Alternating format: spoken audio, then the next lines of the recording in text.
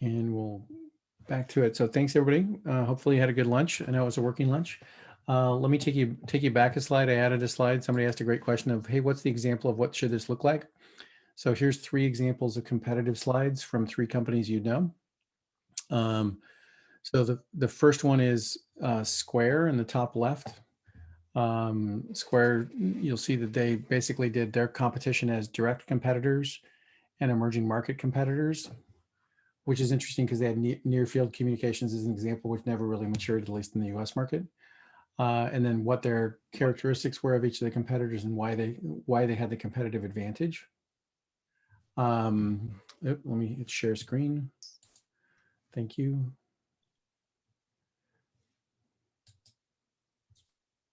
All right.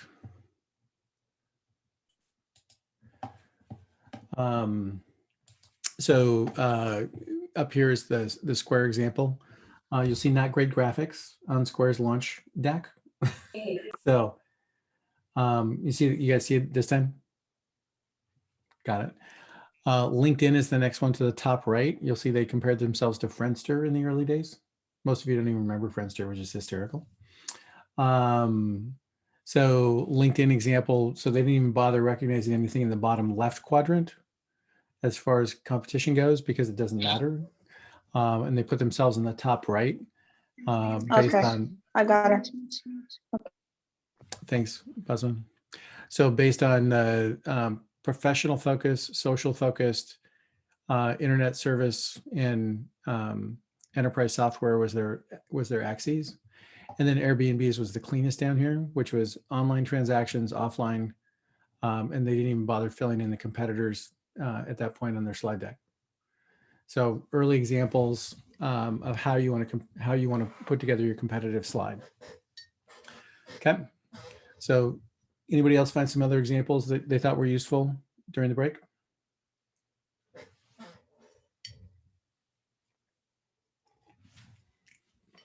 All right. Okay. So let's move on to market sizing. So the big thing with market sizing that I want to help you guys get to is, and I'll give you an example of the slides at the end. So I added a new slide. So whoever asked for an example, thank you for doing that. I always take feedback from these conversations and go like, oh yeah, that could be better. Let's make that slide better. So I appreciate your questions. So from a markets perspective, market sizing is really just how big is your overall market size? Are you launching in Cairo? Are you launching in Bahrain? Are you doing GCC? Are you doing MENA? Are you doing global? What the investors are really after is how big is the opportunity and what makes it an interesting investment. So, so how do you put from a currency perspective, it should be a dollar amount, BD amount, something that basically ties together to a number that has to do with local currencies. One thing about investors is never have them do math in their head because it will always be wrong. So you want to do the math for them wherever possible. So along that line, this really starts with who your ideal customer profile is. And again, remember that chart we had at launch and at scale. So there's two different things to consider there. So at launch, who can use your product, and at scale, who could use your product. So when we really start with the total addressable market, we're thinking of the products at scale and the markets at scale. Where we're thinking launch addressable market is where we're going out with the MVP today. And we're trying to connect those two dots, both top down and bottom up. Okay. So from an ideal customer perspective, or an ICP, you hear it called, is if it's B2B, it's who's the company type, who's the user versus the buyer, what's their vertical market, what's their size or stage. Is it mid-market companies? Is it SMB? Is it enterprise companies? So what I'm after there is who's your ideal customer profile, size, stage. Within my buyer profile, is it the VP of HR? Is it the VP of sales and marketing? If it's a mid-market company, is it the CEO? So what I'm after there is like, who is going to be the person who buys the product, and then what's my user profile? Again, if it's B2B, whose workflow am I changing to get them to use my product?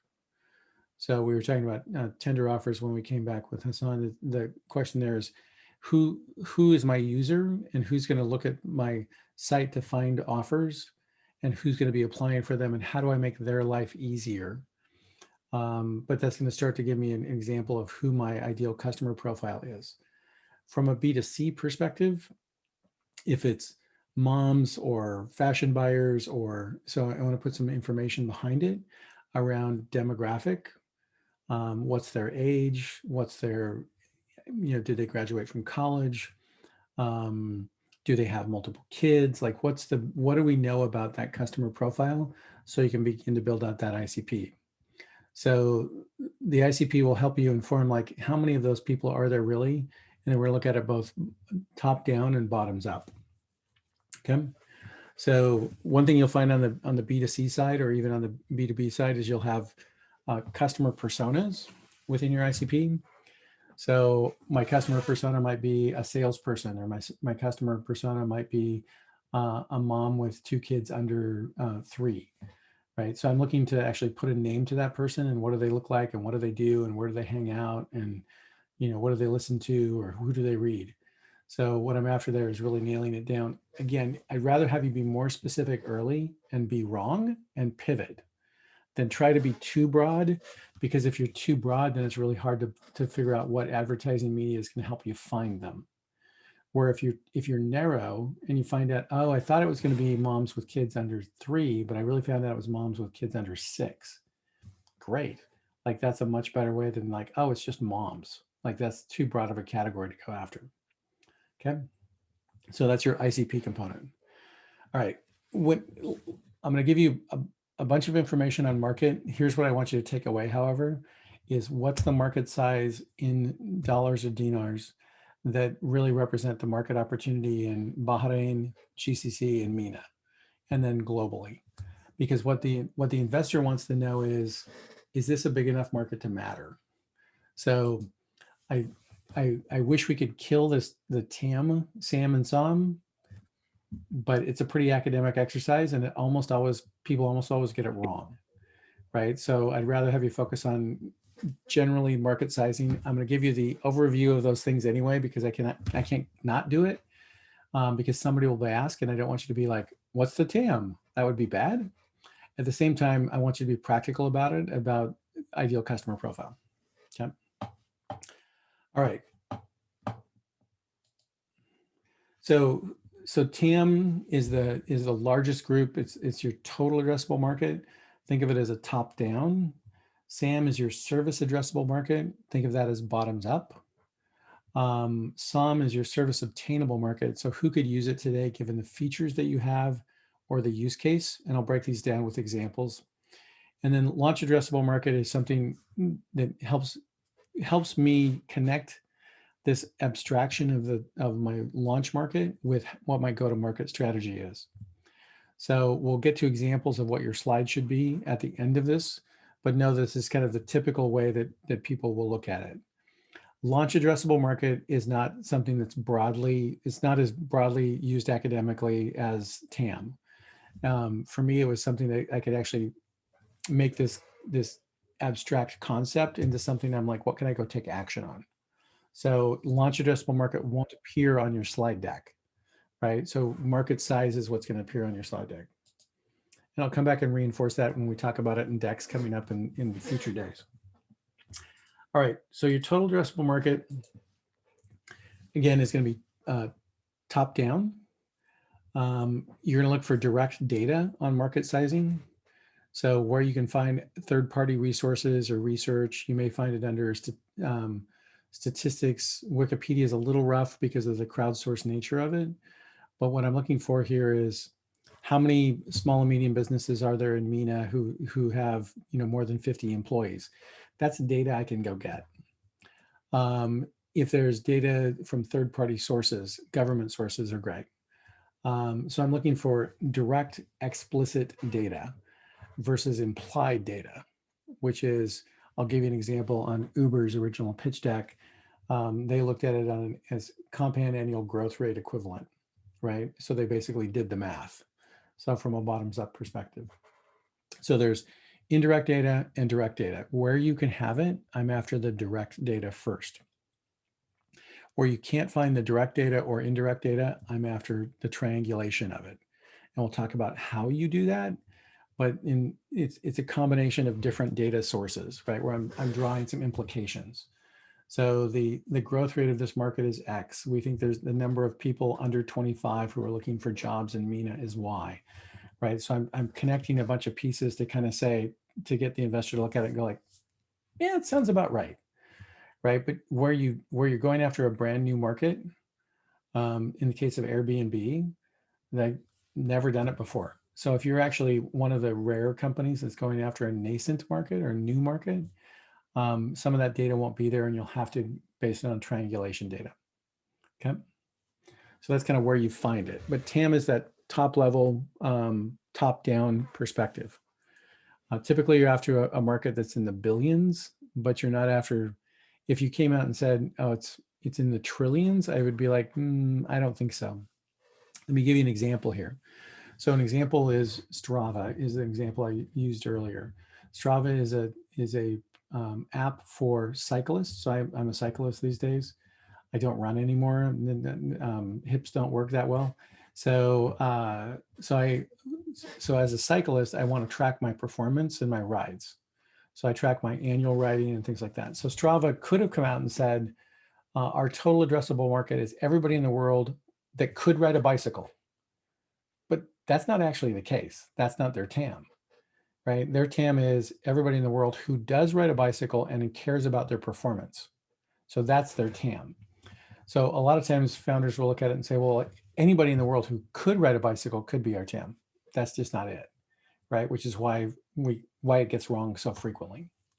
So in the case of Strava, it's everybody in the world who cycles, runs, or swims and cares about their performance. So that's their total addressable market. Okay. So your service addressable market is much more bottoms up. So it's how do I calculate it based on how many people I think I can get to, based on the overall who can be reached. Is it sales and marketing driven? Is it with the features I have today, right? Is it my based on what my product roadmap is, based on how my competition is? So my service addressable market is really comes back to who do I think I can actually sell it to? So when Strava launched, they were iOS exclusively and US dollar exclusively, and you had to have a credit card, right? So you can see that how that big market got smaller and smaller and smaller and smaller because it was only in English and only on iOS. And then they launched on Android. So their TAM became a much smaller SAM based on the bottoms up approach and the features they had. So so think of it this one as not everything that who might use it if they found it, but the people who actually would use it in their language and currency. And then your service obtainable market is the subset of the market you can capture based on, again, what your go-to-market strategy is. So TAM is everybody in the world with a bicycle who cares about performance. SOM is based on the feature set I have today. And then, I'm sorry, SAM is that? And then SOM is based on who I think I can capture based on my selling model and methods. So you get much more granular at the level of your service obtainable market. So those are the big picture ones: top down, bottom up, who I can sell to today. So your service obtainable market isn't aspirational. So it's really mapping your product roadmap to who the customers are that will buy. So let's go back to the Strava example. If I originally launched with cycling only, then my market is much smaller than cycling, swimming, and running. So in that case, my service obtainable market would start with the features I have to sell today. So welcome to the academic abstract exercise of TAM, SAM, and SOM. So let's get practical about it. So the practical about it is your launch addressable market. So who am I going to sell to in the next, 30, 60, 90 days, or, 3, 6, and 9 months? And that really comes down to my, who's my ideal customer profile with the features I have today in the language I have and the currencies I have. So um, B2B, B2C, buyer profile. And then somebody asked before one of the breaks, we talked about which customers, we were talking about the company from Nigeria, about which company or which market should I go to first? And the answer is that's your launch addressable market. You basically have a hypothesis of 6 markets could use it. Which market do I think will use it most quickly and convert fastest? Because when you think about it again, is there's a concept called ROAS, return on advertising spend, or it could be return on marketing spend. Is if I have $1,000 to spend, where am I going to spend it? Because I want to spend it on the market that gives me the fastest return. So at this point in your guys' early stage startup careers, it comes down to speed matters. And if I can get to a market in 3 months instead of 9 months, I need to get to that market first. Okay. All right. 10, 100, 1,000 customers. So the important thing here about your go-to-market, and we'll spend more time on go-to-market in a couple of days, is what are you going to, as you get ready to apply for the program, the companies that will get in will have a thesis on what their go-to-market plan is. So the day one, when you get the investment, you can start making marketing choices and marketing spend to go test your thesis. Versus the companies who say, well, we'll figure it out once we get in the program.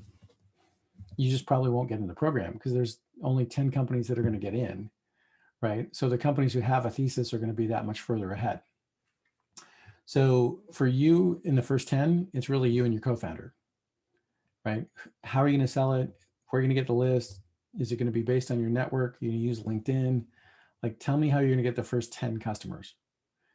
So you can't hire somebody to sell your product if you can't sell the product as the founder CEO. It's kind of like getting a co-founder. Like, to me, your co-founder is your first sale, right? If nobody joins you on this adventure, you're probably going to have a difficult time selling to customers. If you don't like to sell and you're technical, you'll have to get over it. Like every job in the startup world, you, as a CEO and founder, you're going to become a generalist. So you have to get good at all the jobs you can't hire people to do, which means selling. So figuring out how you're going to get out and get the first 10 customers. Do you need to go to the mall? Do you need to go to the park to find moms? Do you need to call on car dealerships? Like, what do you need to go do to get out of the building and go talk to potential customers? So that's going to be kind of on you. As you build that into a process, that'll help you get to the next 100 because you can start to hire somebody. So here's the challenge with selling a product nobody knows about is somebody has to do outbound sales, right? Because nobody's looking for your new product, right? So I mentioned the product that I built that was for automating the donation request. There was no marketing I could do to tell people about a new product. They didn't know it existed. So nobody was searching for it. So our only choice was to do outbound marketing. So outbound marketing to small and medium business is definitely a challenge because the small and medium business doesn't have money to pay for it, but your cost of sale is super expensive. So in that case, the cost of building it wasn't that bad, but the cost of selling it was super expensive. So in order to scale a sales team, you'd have to have a product that has a lifetime value or at least an initial transaction value of north of $2,500. Could I hire interns to do it? Maybe. Could I scale interns to be a scalable sales force? Absolutely not, right? So your cost of sale is going to be super important. So to go from 10 to 100, what you're building is an automation process or a workflow that allows you to train somebody to do what you've learned to go do. So that gets you to 100. Then how do you get to 1,000? Now, if you're doing something that's low cost and you can do marketing, maybe you don't need a sales force. So great, you're going to spend your emphasis on marketing, on your go-to-market strategy. So your launch addressable market should map to your go-to-market strategy, which we'll talk about in a couple of days. So it'll include customer, ICP, your value proposition, which we'll talk about next, your pricing, which we'll talk about tomorrow, and your marketing spend and sales effort, which we'll talk about in more detail tomorrow. So tomorrow we'll build out a marketing funnel based on a set of assumptions around what you're going to do for advertising and marketing efforts. So this is a bit of a primer on it right now. We'll dive deep into it tomorrow after the revenue models. So the big takeaway here is what's my go-to-market plan and what is it going to cost me to sell this product? And tomorrow we'll go into more detail of what's called customer acquisition cost, or CAC, and lifetime value. And you're going to end up with what's called an LTV to CAC ratio. So if you're a business to business company, your LTV to CAC ratio should be 5 or better. If you're a business to consumer company, your LTV CAC ratio should be 10 or better. So what that means is if the customer is going to give me $1,000, then I can spend on a B2C, I can spend $100 to acquire that customer. Or if it's B2B, an example would be in a 5-to-1 ratio. So what I'm after is just being able to start to have a hypothesis around what it will cost me to acquire a customer. Will you be right at this point? No. What I'm after is, do you have a guess and a hypothesis? Yes. And do you know where you're going to start testing it when you get into the program, because you have 45K in new money to spend, right? It won't be the only thing you need to spend it on, but what coming out of the program. So when I do the Techstars programs here in Seattle, I always tell the teams, today, you may not know what any of those numbers are, but in 90 days, when you get ready to come out of the program and ask investors for money, the investors will listen to you differently if you have what's called unit economic data, which is how much does it cost me to acquire a customer. So if this is all new to you, don't stress. We'll go into it in detail in the next 2 days, but know that the companies who get money faster have data versus we're just kind of figuring it out. So those companies who get venture money are really de-risking your investment based on what it will cost me to acquire a customer. All right, more on that later. So let's talk about market conditions real quick. So new and nascent markets are super interesting and super risky, but big companies over the last 10 years have built around nascent markets. So Square is a good example of a whole new market of introducing transaction for small businesses. Uber and Airbnb are also there as well. Basma? When you say data, you mean like graphs data, or like when you say that, you said something about data? At very least, I'm looking for taking some sort of dollar amount or dinar amount, right? Which is like, how big on an annual basis do you think this market is? So in your case in spending. So for example, like you're talking about like, sorry, it's like graph or bar graphs. Like, is it anything to do with graphing? Like, because that's what I understand about data. Yeah, not necessarily. It could be just data points on a bullet point, right? Which is, what's the annual spend for therapy in MENA, right? Okay. And then so that would be your TAM. Your SAM would be how many people would be willing to do that online, right? Because some percentage of that total addressable market would be willing to do it on an app, pay it via an app, and find those resources via an app. So not everybody will do it. Survey would be one of the ideal of a data. Right. So in your case, the data might be annual spend on counseling within the MENA region is, $300 million. Okay. So what percentage of that do you think you can get to swing over to finding that through your marketplace or your app? Okay. Right. So is it 5%, 10%? Right. And the answer is no one really knows the data. Right. So you're making a guess. And your guess is probably, well, there's this many mobile phone users, there's this many people who are searching online today, they're asking for referrals. We think we can get it to be 10% of the population within the next 3 years. Okay, I think that's probably reasonable, right? So if the app works and all those, all the other things, payment systems. So so that's kind of the bottoms up SAM, right? Where the TAM in your case is the total dollars spent in counseling and et cetera, that broad category in the region. Okay, so also that other than the, so after what you just said as well, to talk about as well how we are percentagely, let's say estimation, we're going to able to get practitioners or people in the app throughout, let's say, the next 9 months, something like that. Yep. My Maybe over the next year, it's fine. or So, next year. Okay. you know, and again, all I'm after for everybody here is like, this is this weird academic exercise. What I want to get you through is like, if people look at it, if you were to come back on your slide and say, the annual spend on you know, these various categories, which we think are the categories which would be easiest for us to get to convert, right? And that annual spend is $300 million. And we think we can get to 10% of it over the next 3 years. So it's $30 million. I'd be like, yeah, it sounds like no one has data to say, oh no, you're wrong, right? This, you didn't look at this data, right? In your case, you're kind of triangulating on a total data set. And what you're after is you're after to get the committee to basically go, yeah, sounds about reasonable. And then Okay. as soon Okay. as they give you a head nod, you move on to the next slide. Right. So Okay. this is I got it. the disproportionate amount of research to get to a slide that will take you, 22 seconds to explain, which is crazy, Okay.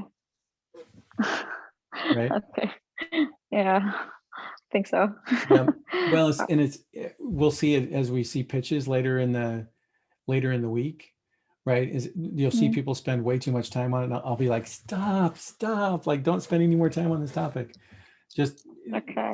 what I'm after is avoiding the extremes, right? The market's too small or the market's ridiculously huge. Everybody in the world that could ride a bicycle, that's a bad example.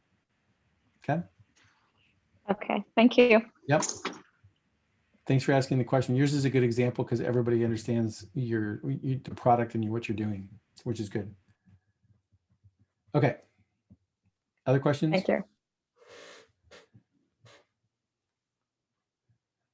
All right. So,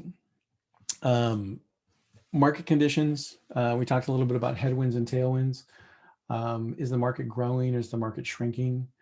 I have investors and VCs I know in the US that won't invest in anything that involves internal combustion engines because they're convinced that everything's going electronic and EV. Great, right? So even though it's still a big market, they're not interested in investing in it. So the question then becomes, okay, what are the market trends that are either in your favor? Sometimes you'll see people represent those as compound annual growth rates. How much is the market growing by? If the market is in decline, the question then becomes, is it still an interesting market, right, from an investor perspective? Okay. So those are some to do with market conditions. So if you have a known market, great. If you have a Western competitor who's already done this, you can probably find their slide online for their total addressable market and take a percentage of MENA or a percentage of Bahrain as it relates to what the slide they pitched for their investor deck. So if you have that available, great resource. It brings up a question that someone asked before we had everybody on the line. If you have a Western competitor, should you lead with that or get it to the front of your pitch? I think the answer is yes. Because someone's going to say, well, oh, you're kind of like this company for MENA. And the answer is yeah. So since you're that way anyway, take the curiosity out of it and just say, we're following a playbook that's already been done in the West. And this company's already raised $20 million or whatever the number is. It's not your opening sentence, but somewhere early in your pitch, should take it away, because if you don't address it, it becomes one of those like, do you know about this company? And you're like, oh yeah, we're following their playbook. Like, just embrace that, because I think that creates competitive advantage for you. Okay. All right. So who's your customer?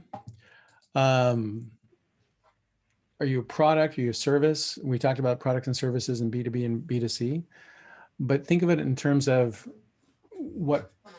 how will the customer engage with you? So it's not bad to be a combination model. So if you can sell them a service to start and a product later, that's not necessarily a bad thing, because you're validating early customer traction. So can you automate a service? Can you productize a service? So the challenge with services is you need to add more people as you add more customers. So a services business is going to be worth a $1 million services business will sell for $1 million, like we talked about earlier, and a subscription business will sell for $8 to $12 million. So, but if you're selling into the enterprise space, you may be able to get revenue in consulting first that becomes product sales later. So if you have a chance to drive revenue early, drive revenue early. If investors say, are you always going to be in the services business? The answer is no, we're moving to product, but we have customers who are willing to pay us. So we're using revenue dollars to help build the product. So whatever you can do to validate that the customers actually are willing to pay you is super helpful. In the case of who pays the bill, is the user different than the buyer? So in the case of a product sold into HR at a corporation, the user might be the employee, but the buyer may be the HR department. But distinguish between those things, because we as founders tend to internalize our language about our customer, right? But it's not always clear to the investor who the customer is versus who the buyer is. So be clear about your language about who the customer is, who the buyer is, and talk about it in very precise language that way. So Google and Facebook are a great example of, they have users. The user is the product and the buyer is the advertiser, right? Which used to be hard to explain until Google or until Facebook sold everybody out and gave our data away, right? So that used to be a more complex topic, not so much now. Advertising is one of the 14 revenue models. However, it only works at scale. So if you're thinking you're going to get advertising revenue, great. Advertising is a legit model, but you need 1 million unique users a month to really monetize that value. So you remember me mentioning earlier that I get about 3,000 to 5,000 users a month on my site. An average marketplace CPM, or cost per thousand rate, is $35 per CPM, which means I would get $100 a month in advertising revenue from all the traffic on my site. So not really worth it, and not a scalable business that way. If I had 1 million unique users a month, totally worth it. But at 3,000 unique users, not there. So advertising is a legit model, but it only works at scale. So if that's one of the ones you're thinking about, great. Just know that you need to figure out how you're going to make money before you get to scale. So how will they buy is the next question. And here the question is really just, are they buying because they save money? Do they make money? So if you're selling to corporations, if I'm selling to the VP of sales and marketing, they always have budget. If I'm selling to the VP of IT or the VP of HR, I seldom have budget. So if it's going to save me money, you have to be able to tangibly point to how it saves me money. If it's going to make me money, I'm willing to test it if you can show me return on investment. So I have a question. Sorry. yeah, go for it. Yeah, about advertising. I wanted to know if what if there was a service I can specifically tell my customers that they're going to they're gonna be targeting the exact customers they want, which is not in Facebook, because you know when you do Facebook advertising or Instagram advertising, you end up also showing your advertisement to your competitors, which happens very often. So is it a good thing to add this to the pitch, or? It depends on how much data you have. So if you've already proven that out, then I think you can position it as, this is what we've learned about our advertising spend, and this is how we're doing it more effectively. If you think if it's just a theory, I would leave it off until you actually have some data behind it. Okay. So one of the things we'll talk about in tomorrow's session about your go-to-market is you'll build a funnel, a marketing funnel. And one of the things we'll talk about is what are your channels that sit above the marketing funnel. So for example, word of mouth or sales calls or SEO or SEM. And then you're going to look at your monthly ad spend based on each of those channels. And you'll always be testing, right? You'll never spend 100% on one channel because you always want to be testing your customer acquisition models. And then we'll look at what the conversion rates are based on each of those models. Because what you'll find is each channel will produce a slightly different result. If you're doing B2C, you'll start with what's called a cohort analysis, and you look at Yeah. the difference between customers based on what channel they came from and when they became a customer, based on which feature set you had, because customers will start to act a little bit differently on B2C versus B2B.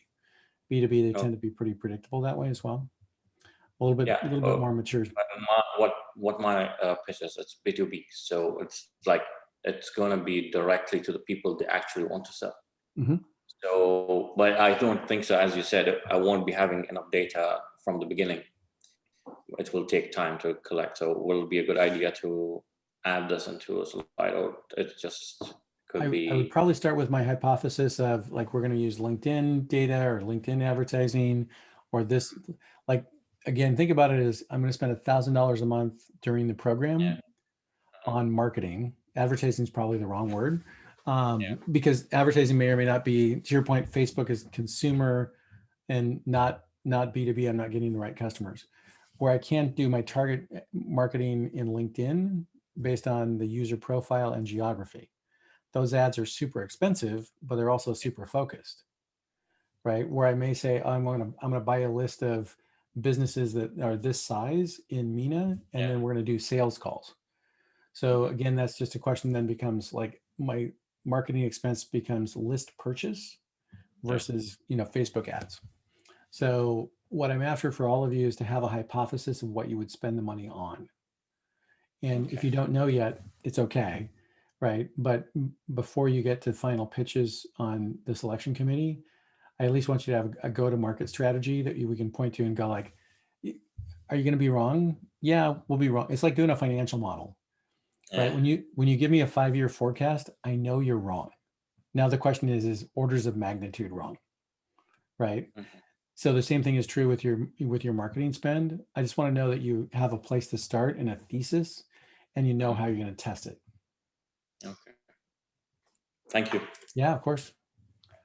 So one of the questions around this, just in your 10, 100, 1000, if it's something that's it's a lower price point and people are used to buying it today, you can use marketing and they can buy on the web, on Web Direct. And we'll talk about sales models tomorrow. If you're doing a product that's never been sold before and it's expensive, then somebody will likely need to sell it. And it will probably start with you. So you'll be the first salesperson for it. Okay. So your takeaway here as we move on to the next section is your market sizing examples. So here's a few of them. I pulled, not in the original slides, by the way, I just added this as we were on break. You'll see Airbnbs is the top left one there. They put their worldwide trips booked was 1.9 billion trips. The budget in online travel was 532, and the trips they thought they could get to Airbnb were 10.6. So example of overall market size. So you'll see there that they didn't do theirs in dollars, they did theirs in trips booked. So that may be a way for you to look at it. And again, going back to the counseling example, there's this many counseling sessions booked, or there's this much dollars or dinars spent annually on that. What percentage do we think would take it online? And what percentage do we think we can get becomes their TAM, SAM, and SOM.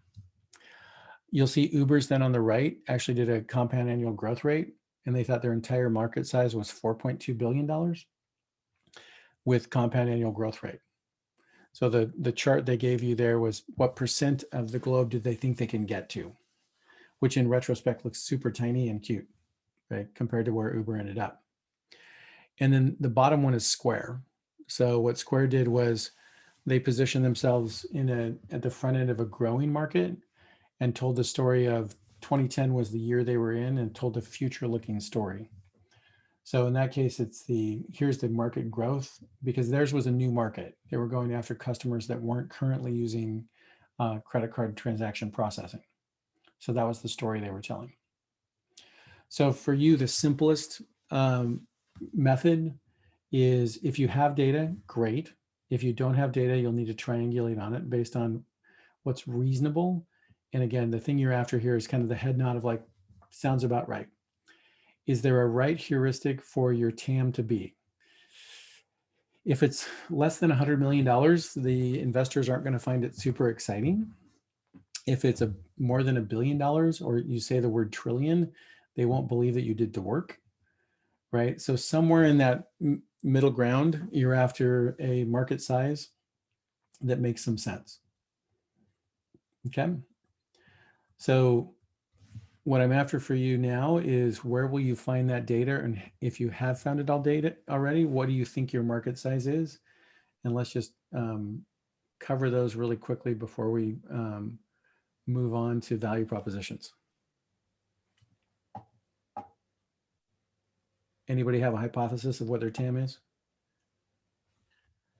In our case, for the pearling industry, it's 1.2 billion annually. And we got that from the OECD website. So that's for diamond sales in total? Pearls. Oh, pearls. Pearls. Okay. So in our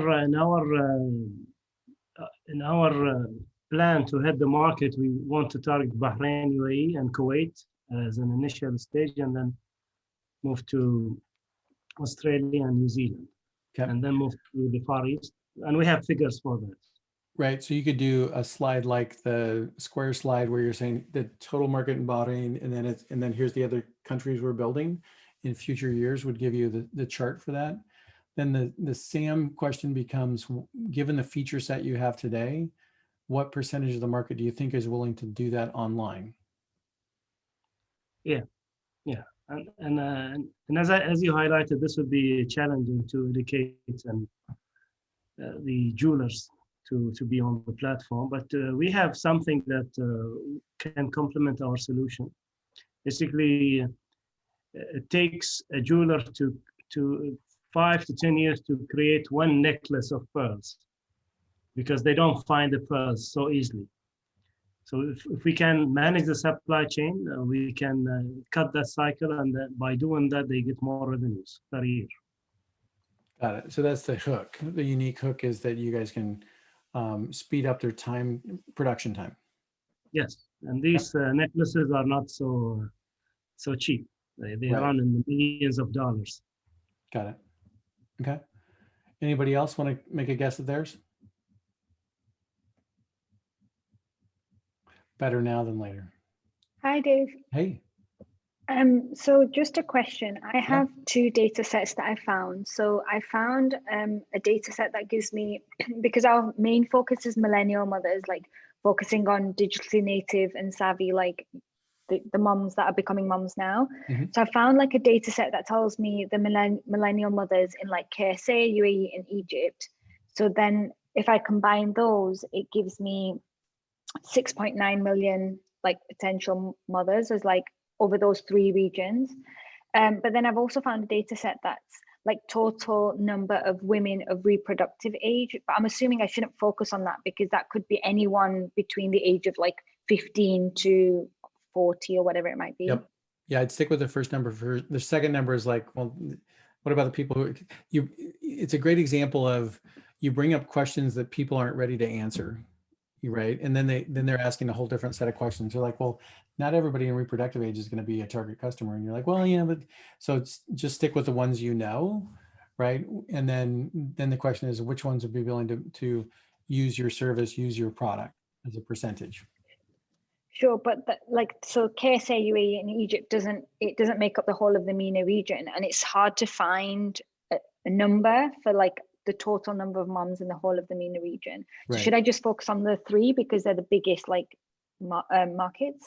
So I would use the data you have to focus on the three, and then the question is, based on other data, population data, percentages, you could draw an inference for the rest of the region and say, the other, population looks like this. And so can you draw a percentage and say, we think it's another probably, 50%, 30% more as we look at the rest of the region after following the first big three, right? It'll be close enough. And again, all you're after with this slide is like, yeah, sounds reasonable, right? And I think in your case, that's the way I would look at it is, here's the data we have there that represents as of the region 60% or 75% of the region. So if we increase it by 125%, we think the number's about right. That's good enough. Okay, thank you. Yep, of course. Hi, Dave. My Yeah. question is basically that should we show a small number? I'm sure it's not good.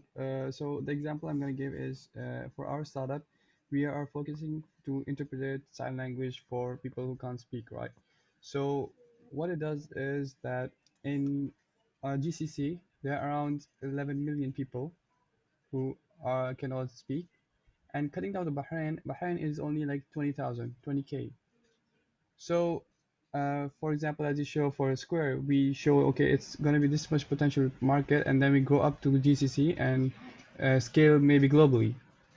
So, what would be the best form of telling them how the market size is?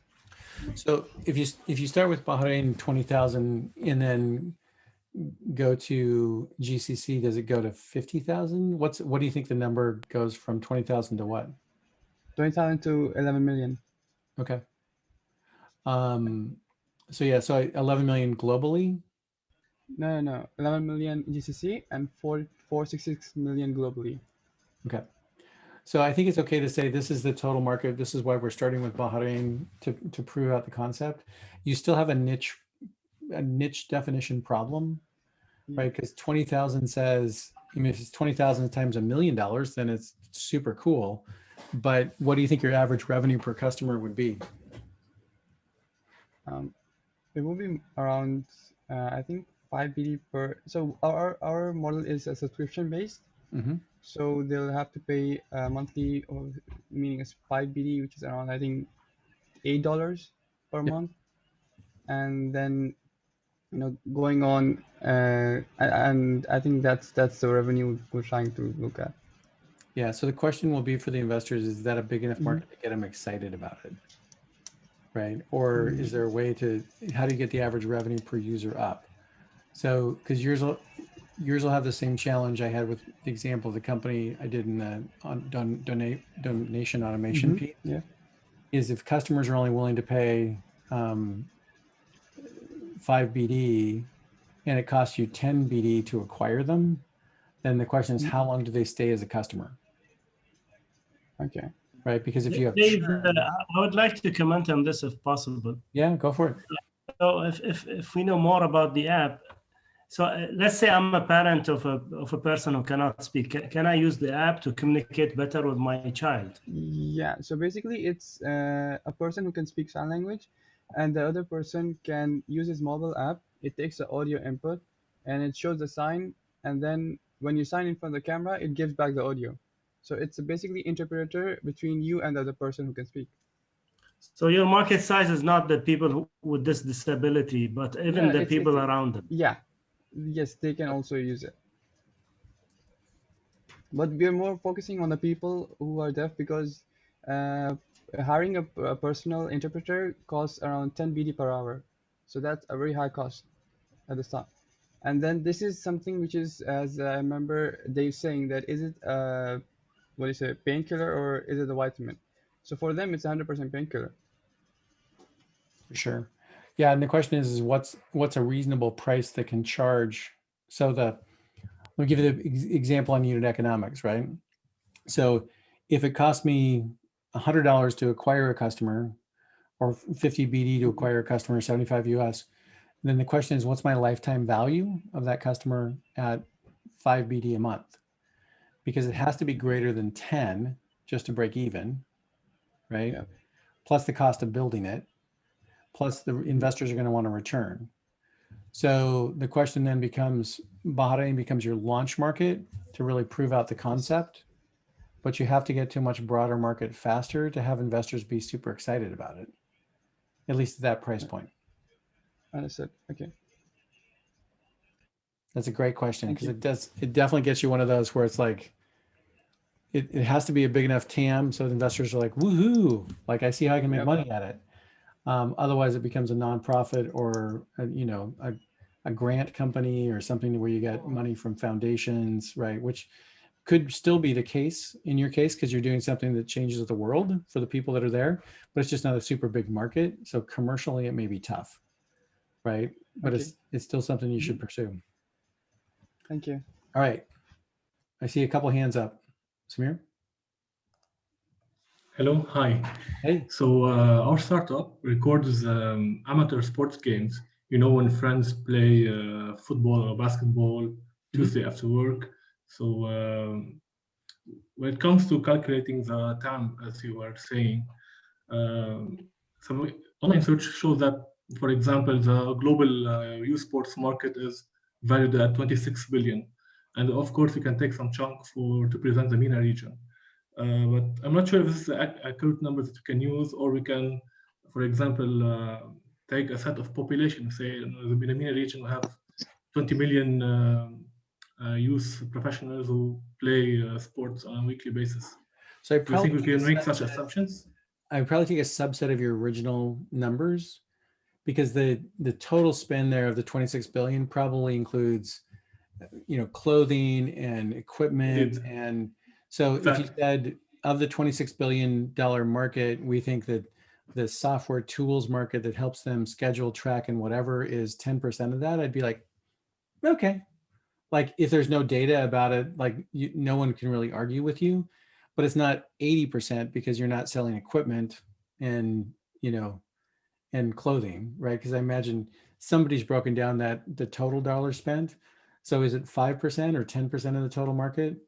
Somewhere in that range, probably. So I think I look at it and say, we looked at it as $26 billion in total spend. We think that the scheduling tools and tracking and performance is probably 10% of that overall market. So it's still $2.6 billion. I'd be like, yeah, it sounds reasonable, right? Okay.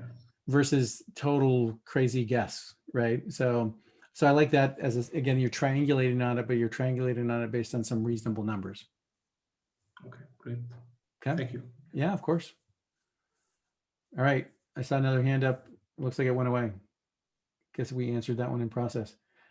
Other questions about where you're going to get the data or what you think your TAM is? Now's a good time to ask your individual topic.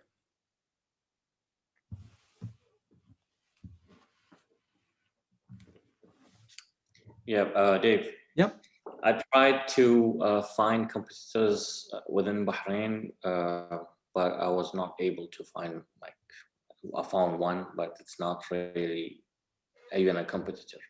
So I don't know if I should include that competitor or not. I have a competitor in Saudi, but we'll be starting from Bahrain first. Right. But And the one in Saudi, expand into Saudi sorry? at some point. But you'll probably expand into Saudi at some point. Yeah. I would put them on but the chart still, as a they are competitor. not focused in the same industry. Got it. Yeah. So yeah, I would put them as an adjacent market competitor, right? Whereas Okay. where I could show them as like it's good in that it's adjacent and it's in Saudi, so it validates similar markets and similar products, but it's not direct Yeah, competitor. and recently raised like $6 million or something. Okay. So I should include it, right? Yeah. So the thing you want to do is, so for me as an investor, so process is typically somebody else is always involved in making some decision. So especially institutional VC. So we're investing other people's money. We'll talk more about this in day 3 about investor profiles and what's happening in the background as you guys are making pitches. But I have to go pitch your idea to my partners usually, right? Okay. And if somebody says, oh, well, I saw a company like that in Saudi and it's this company, and you're like, and I don't know, it's better for you to keep me informed. So I'm like, well, they do have a competitor, but they're adjacent, they're not direct. Okay. Right. So you're giving the investors the ability to have more information rather than them discovering it, which is always helpful from the investor perspective. Okay. Yeah, thank you. Yeah, of course. Other market size questions before we move on? Yeah. Hello. Yeah. Go ahead. So in our case, we are targeting schools, private and secondary schools. So, but we charge per students. So should our market size be considering the number of students or the number of schools? So I'd go with the number of schools and then talk about how the number of students has stayed pretty consistent over time. But if you're selling to schools, talk about the schools. If you're selling DTC, direct to consumer, then talk about students. But the customer acquisition models are different, right? So selling to primary and secondary schools, the sales cycles are long, but when you get a sale, you get 500 students or 1,000 students, Exactly. right? Yeah. But we also have another another aspect of this solution where we charge the student directly. So we'll have like B2B and then B2C. Yeah. So I think what you'll see, I'll just predict, and you can tell me later whether I'm right or not. I think what Okay. you'll see is B2B is where you'll start. And as you Yeah. mature, you'll move into B2C because people will know about you. But direct to consumer DTC marketing is very different, and your unit economics will be very different. And you probably only have enough capital at launch to pick one or the other. And getting a list of schools is much easier than getting a list of students, which is almost impossible from a security perspective or privacy perspective. Okay. So that's why we're actually targeting the schools directly, because like you said, it takes longer to get the schools, but as you get one school, you get a lot of students at Yep. once. Yeah, and sales cycles are always tough in schools and academic because they're just lumpy, right? So there's a couple months out of the year where you can sell, but the rest of the time schools are like, we're in the middle of school, we can't buy, Exactly. right? So sales cycles there can be super lumpy, that's investors find that pretty scary, let alone founders find it scary too. So in our market size, we should go with number of schools. Number of schools, starting in Bahrain, going to GCC, going to MENA, great. And then because the number of students will stay pretty close to the same on the total population, but your key metric for your business will be revenue per school, not revenue per student. Okay. So we'll take an average and get the revenue we'll get from those. In fact, you'll probably even look at it, Nasser, is the schools of this size are going to be super fast to convert, where schools of this size will be super slow, and schools below this size will be not profitable. Okay. Right? So as you segment schools based on middle school, high school, whatever the age range is, you'll find that there'll be schools that are fast to adopt your solution and schools that are almost impossible. Right? That'll be a good hypothesis for you to have. It's like, of the total number of schools, that's technically the TAM, but your SAM is probably, we think it's going to work in junior highs or high schools first. So if you take that subset, that's probably your SAM. All right, thank you. Yep, of course. Yeah, hi Dave, I have a question. This is Ali from the Tender Hub. Yeah. Hassan and I understand the example you gave on Strava. So basically, not everyone can ride a bicycle. But in our case, we're having a hard time finding the right TAM. Basically, we think that all private sector companies can use our portal. So what do you think? I mean, we want to know your insight on that. What's the product? We're going to get It's to Bad Libs pitches here in a bit. So you guys all get a chance to talk about what your product is, but give me the quick version of your product.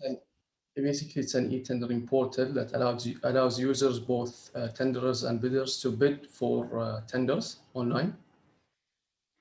So even though everybody could use it, what do you think the profile is of the businesses that will use it most effectively early? Okay. I guess high net worth. Mid-sized companies. Big corporates, yeah, big corporate companies. Okay. And how many of those are there? Well, many. I'm asking you a hypothetical, right? So if I think about my TAM from Bahrain and folks who use tender platforms or folks who currently go to government bid sites to find that activity, who do you think will use? So they're going to be internet savvy versus traditional, phone, fax, whatever. So what percentage of that base? So think of it as my launch addressable customer or launch addressable market for you would be a question of like, who's most likely to use the service based on the features we have today and the profile of the buyer. Mm-hmm. So somebody who's done this for a long time is old school, they're going to be like, not going to change, right? Somebody who's that's the thing. That's what we're actually facing, because it's quite new here in the region. The idea we have is quite new, and we're also facing like a difficulty marketing it, given that most of the companies are used to a certain way of doing tenders. Right. Yeah, so that'll be the question is what's the user demographic profile look like of your early adopters, right? Is it people that is your age or is it people that is my age, right? Are they using an iPhone or are they using an Android phone? Are they spending time on, like, you're looking for to build out a profile for them, Ali, that says like, no, we know that if I was to be on a phone call with this person, I asked them 3 questions, I would be like, yep, you're a great prospect, or nope, you're a bad prospect.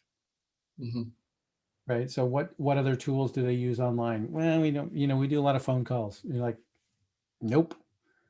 Right.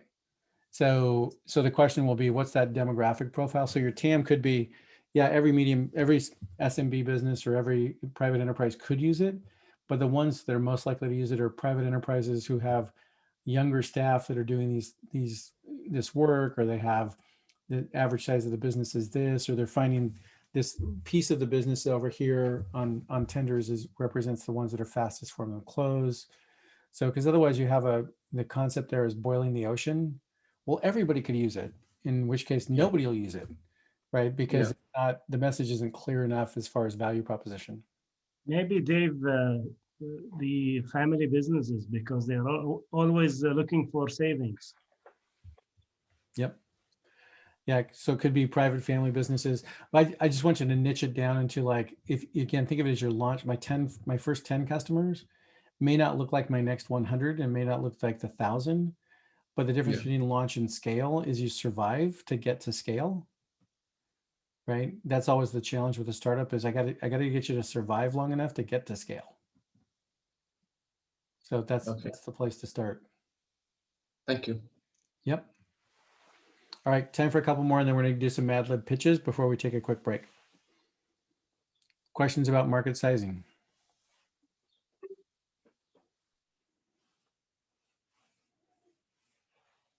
All right. So I have a question. Yeah, go for it. Our company is about like data analytics. So we collect data and we help companies to like get concepts or understand more their. So the customers that we're working with right now are like the telecom companies in Sudan, which is like Zain and those companies. But I don't wanna or I don't know how to see the big or larger companies that are, or the larger market, the TAM, as you said, how to find it. Where can I find those type of companies or competitors online? How to search it? So you went digital on me there, so everybody else leaning in too. So you're in the big data business. You're aggregating data and analyzing data. Is that right? Yes, correct. So you have to sell to companies who have big data to start with, right? Mm-hmm. So then the question will be, how many big companies are there in Bahrain, GCC, and MENA that you could sell to that have enough data, right? So that's going to be a super small world, but they're going to spend a lot of money if it's highly valuable analytics, correct? Yes. Okay. So the thing I would go after is we're starting in the telecommunications sector and the credit, whatever financial services, telecom, whatever sectors you think you're starting in. And then I would say there's within Bahrain, that's those companies, though they do billions of dollars in total revenue, how much money do they spend on data analytics on an annual basis? And the answer is it'll be a hard number to calculate, but you can look at it and say, well, they spend money on people for data analytics. They spend money on tools like Tableau for data analytics. So we think it's 5% of the total market or 2% of the total market of their total revenue is spent on data analytics, which will still get you to $100 million, $200 million market is my guess. And then you can add, then you can add GCC, and then you can add MENA to get to the number that you'd want to be at is the way I would approach it. Can I add a question? Yeah, go for it. Like, is there an answer for like what a good market size, or there is no answer to this question? Like, what is a good market size when we can say this is small or? It's a great question. So I think most investors will look at it and say, if the market is for MENA or GCC is less than $1 billion or less than $100 million, the answer is it's probably super nichey. So like the app we were talking about earlier about the auditory app and the hearing and speaking conversion, like that isn't a super big market. And if you charge $1 million a person for it, it would be outrageous, right? So you'd be huge negative feedback.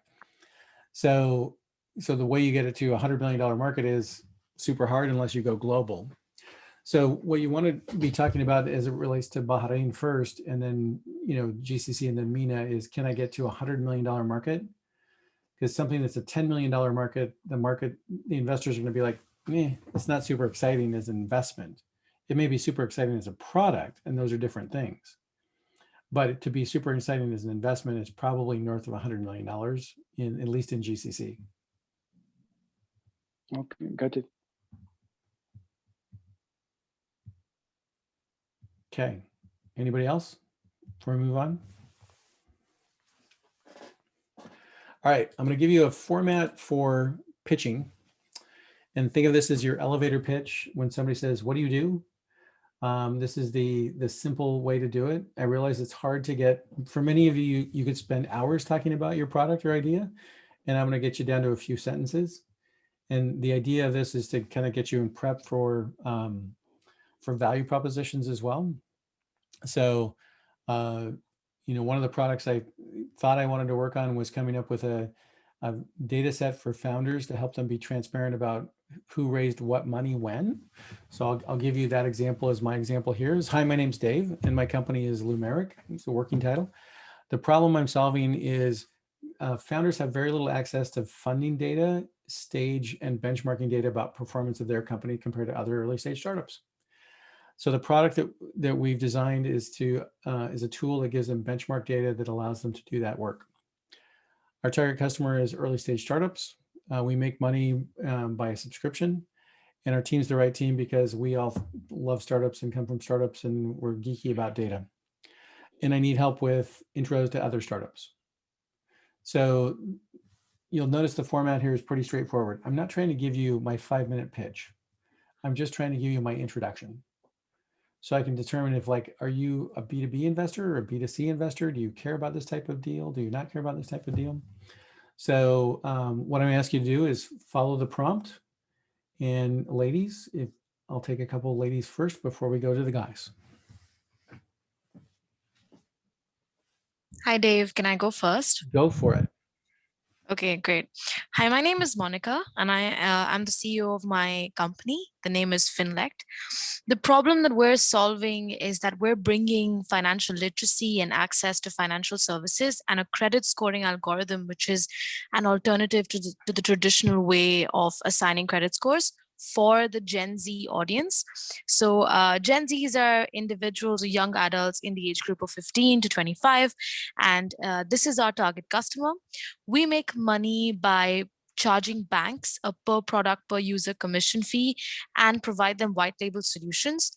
Our team is the right team because we ourselves have been facing these exact issues and have not had access to the right financial products at the right time.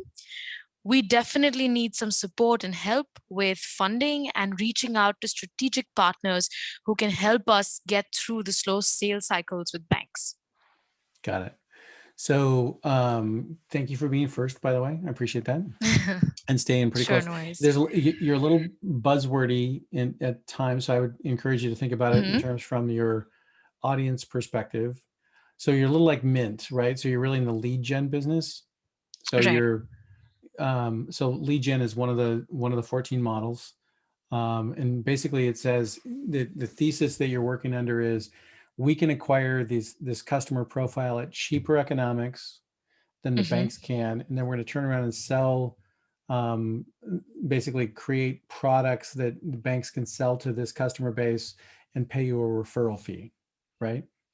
Right. So in essence, yes, we do have a lead generation model, but our core product offering is, of course, the credit score that allows young customers to get access, number one, to a credit score, and then use that to pre-qualify for financial products. Got it. So, but that's probably a little aspirational at this point because it has to have, Yeah, exactly. right. So I would separate it out and tell it probably in the story of, as you think about this for the application, is we're starting with lead generation to get us a base of customers because we think we can acquire those customers cheaper than the banks can. And then as we continue to grow, we're going to introduce a new credit scoring product that will help them find the best products for their stage and time of life. So that feels more value proposition-ish. So Right. you've got multiple folks that are your customer. So I would probably nuance your language. I'm trying to do this for everybody's benefit, by the way, not just yours. When you have multiple customers, so the bank is the one who pays, the Gen Z Then are there's the end user. are the users. So we're B2C and B2B both.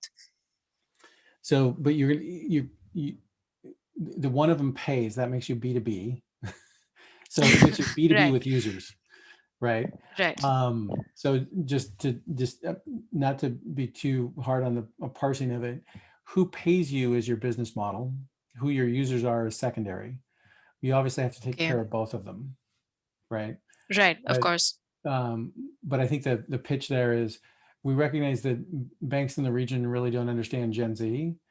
We do, and we're really great at acquiring these customers and then helping either create new financial products like credit scoring or connect them with banks who really have products that they think they can use.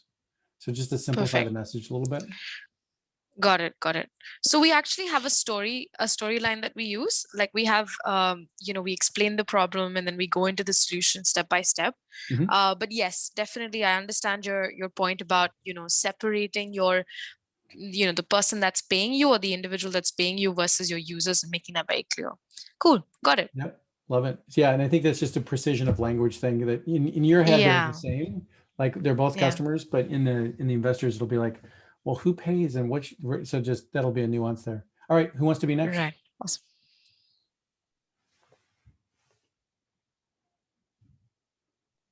Hello, Dave. I'll jump in. Go for it.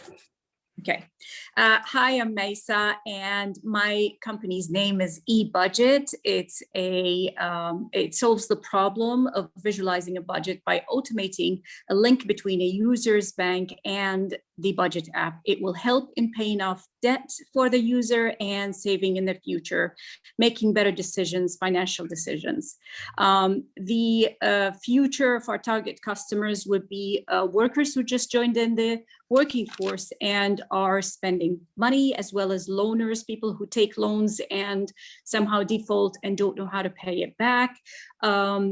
We will make money by subscriptions. We'll do that on monthly and annually basis to make it convenient for the user to sign up with us.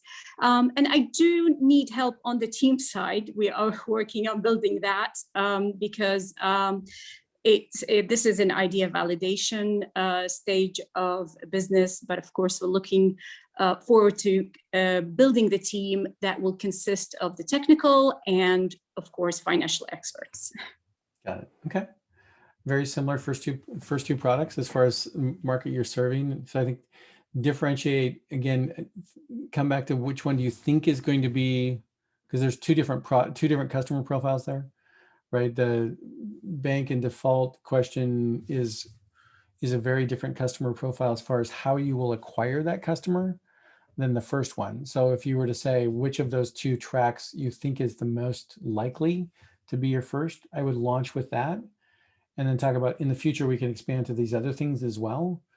But again, in the idea validation stage, what you're after is, okay, I can build one thing or the other, right? To launch my MVP, which one should I build first? So I'd rather you have a hypothesis on why you think the first one should be first. Okay, that's a great idea. I was actually thinking of when Talha mentioned the strategy, I kind of related to that too. So thank you for that. Yeah, when you're under limited resources, you just have to look at it and go like, I'm going to place a chip on the table and make a bet. Which bet do you think you should make? All right, who's next? Great.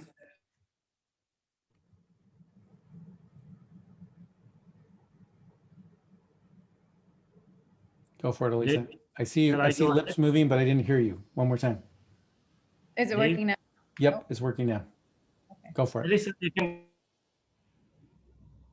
Okay, I'll go. Hi, I'm Alyssa Mariano, and my company, Bazaara, solves the problem that we are revolutionizing the thrifting industry by bringing together buyers and sellers of pre-loved clothing.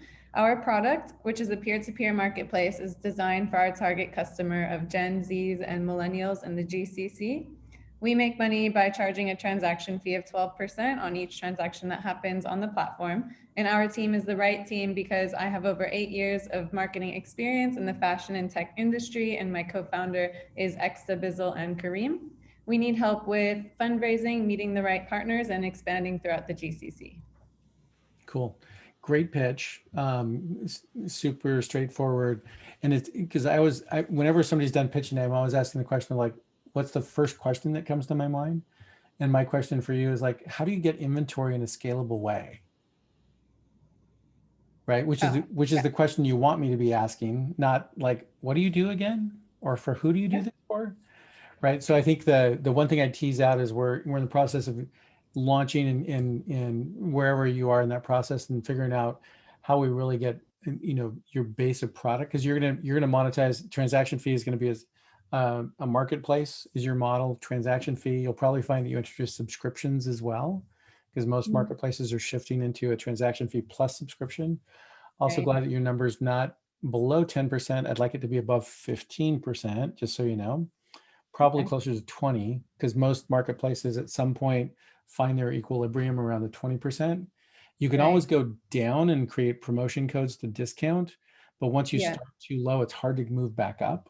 So just having looked at a bunch of marketplaces, I think you'll see that in the future, but I'm totally, one thing you guys will learn about me is I have opinions about everything, but I like it to be informed by data. Yeah. So yeah, it's good. It'll be interesting to see. But you also have a benchmark and other companies in the West you can point to, which I think is great. Yeah. Awesome. Who's next? So we're not going to get through all of you right now. We're going to get through now and a couple other before we go into breaks.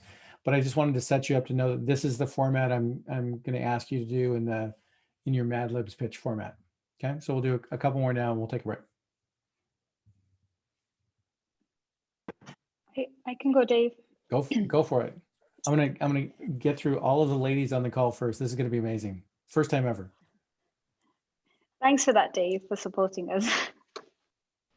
Hi, I'm Samaya. I'm the founder of Mama ME. The problem I'm solving is that as women transition to motherhood, it's incredibly isolating and overwhelming. Over 80% of mothers suffer from baby blues and more than 15% suffer from postnatal depression. Our mobile application is designed to target our customer who's millennial moms in the MENA region. We are pre-revenue at the moment, and our team is the right team because I personally had this experience and I have learned and I have had or received value from it. We also have a marketing person and a product person on the team who is supporting in building the app. I need help with connecting with mentors and access to the network in the region, and also further building our team. Great. Where are you in product lifecycle? Are you? We had we have had an MVP out, and we've been learning from our customers for the last 6 months, and so we've been iterating. We are actually launching Mama 2.0 next week. So I think we're hoping that the edits that we've made will be getting us much closer to product market fit. Got it. So I would probably tease that out in the product section. Okay. And then we're launching our 2.0 product. We learned a lot from our MVP because you're distinguishing yourself from people who are pre-product on the pitch contest. And just know that that's obviously if you have traction, if you have revenue, if you have product, the Flat6 teams will lean toward those companies first, right? Versus like, hey, we're kind of validating a concept. Great, that's still good, and you still made it to here. But when they narrow it down, it'll lean towards the ones that are closest to revenue. So sure, thank you. All right, ladies, let's take 2 more and then we'll go to break.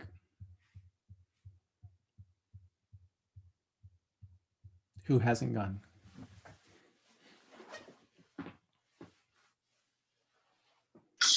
I'll be the last. So Go for whoever's it. the next before. No, I want to be the last. You may have Sorry, distracted too. because I can see me in the video. I'm like, I'm on a session with a kid, so I'll be done in 4 minutes. So if someone can go before me, then I can do that part. All right. Sorry, I just have to finish this kid session. worries. Sorry. No So worries. is there anyone else, or am I the last person? Am I the last person? Looks like it. Okay, I'll just say it then. Go for it. Okay. All right. Okay. My name is Besma Kazaroni.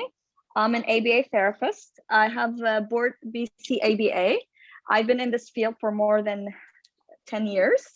I have my two masters in special needs education and applied behavior analysis. I'm a COO of Nefs app, which is a mental health, and my sister Narjis Kazaroni, she's a CEO who's currently right now not with us because she's doing her finals and masters in clinical neurological psychology.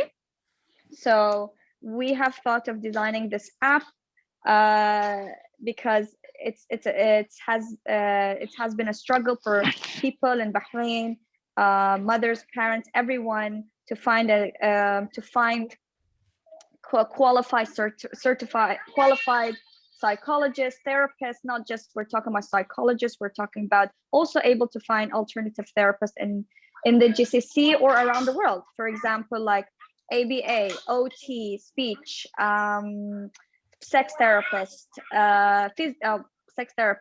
proper life coach, psychologist, psychiatric.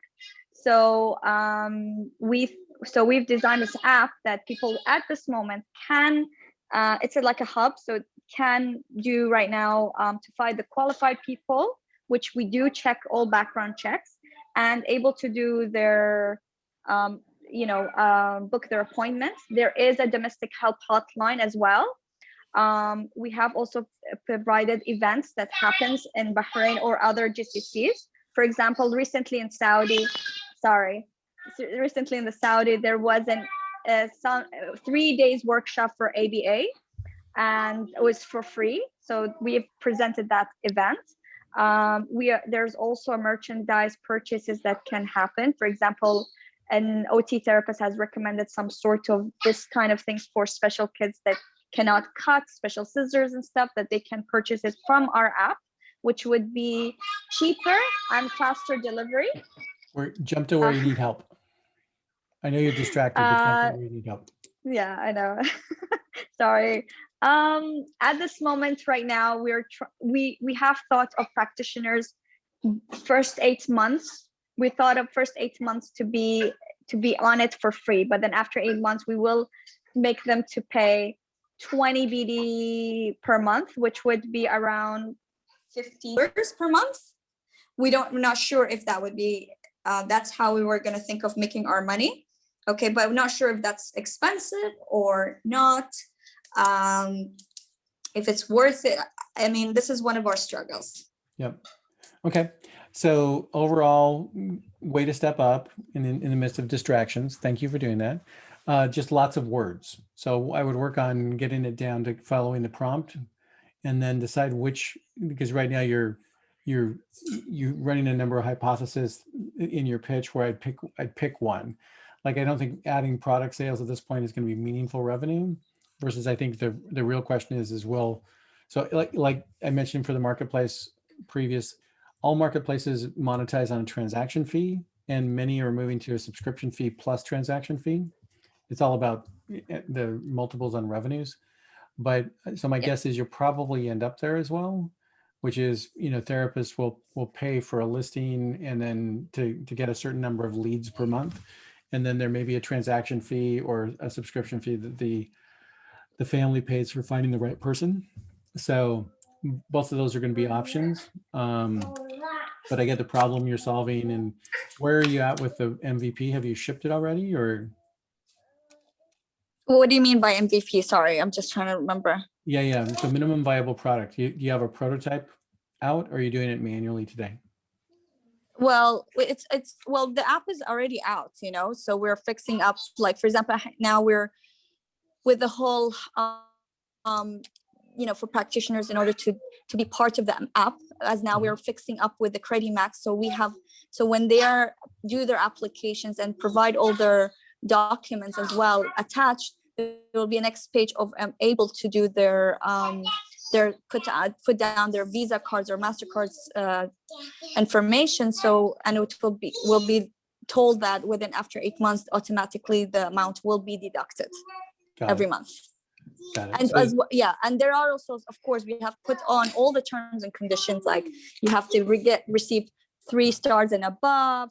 Everything you have said is accurately. You have not, That's so good. It's kind of, that feels like stuff it's like your registration page, right? Stuff that you guys had to get through, but it's not particularly meaningful to the investors at this point. They're trying to get the big picture concept. So yeah, I think that's a good place to start. And like I said, great. Thanks for stepping up there at the end. I see one hand up there. So answer that one before we go to a break. How old, by the way, is the baby? Okay.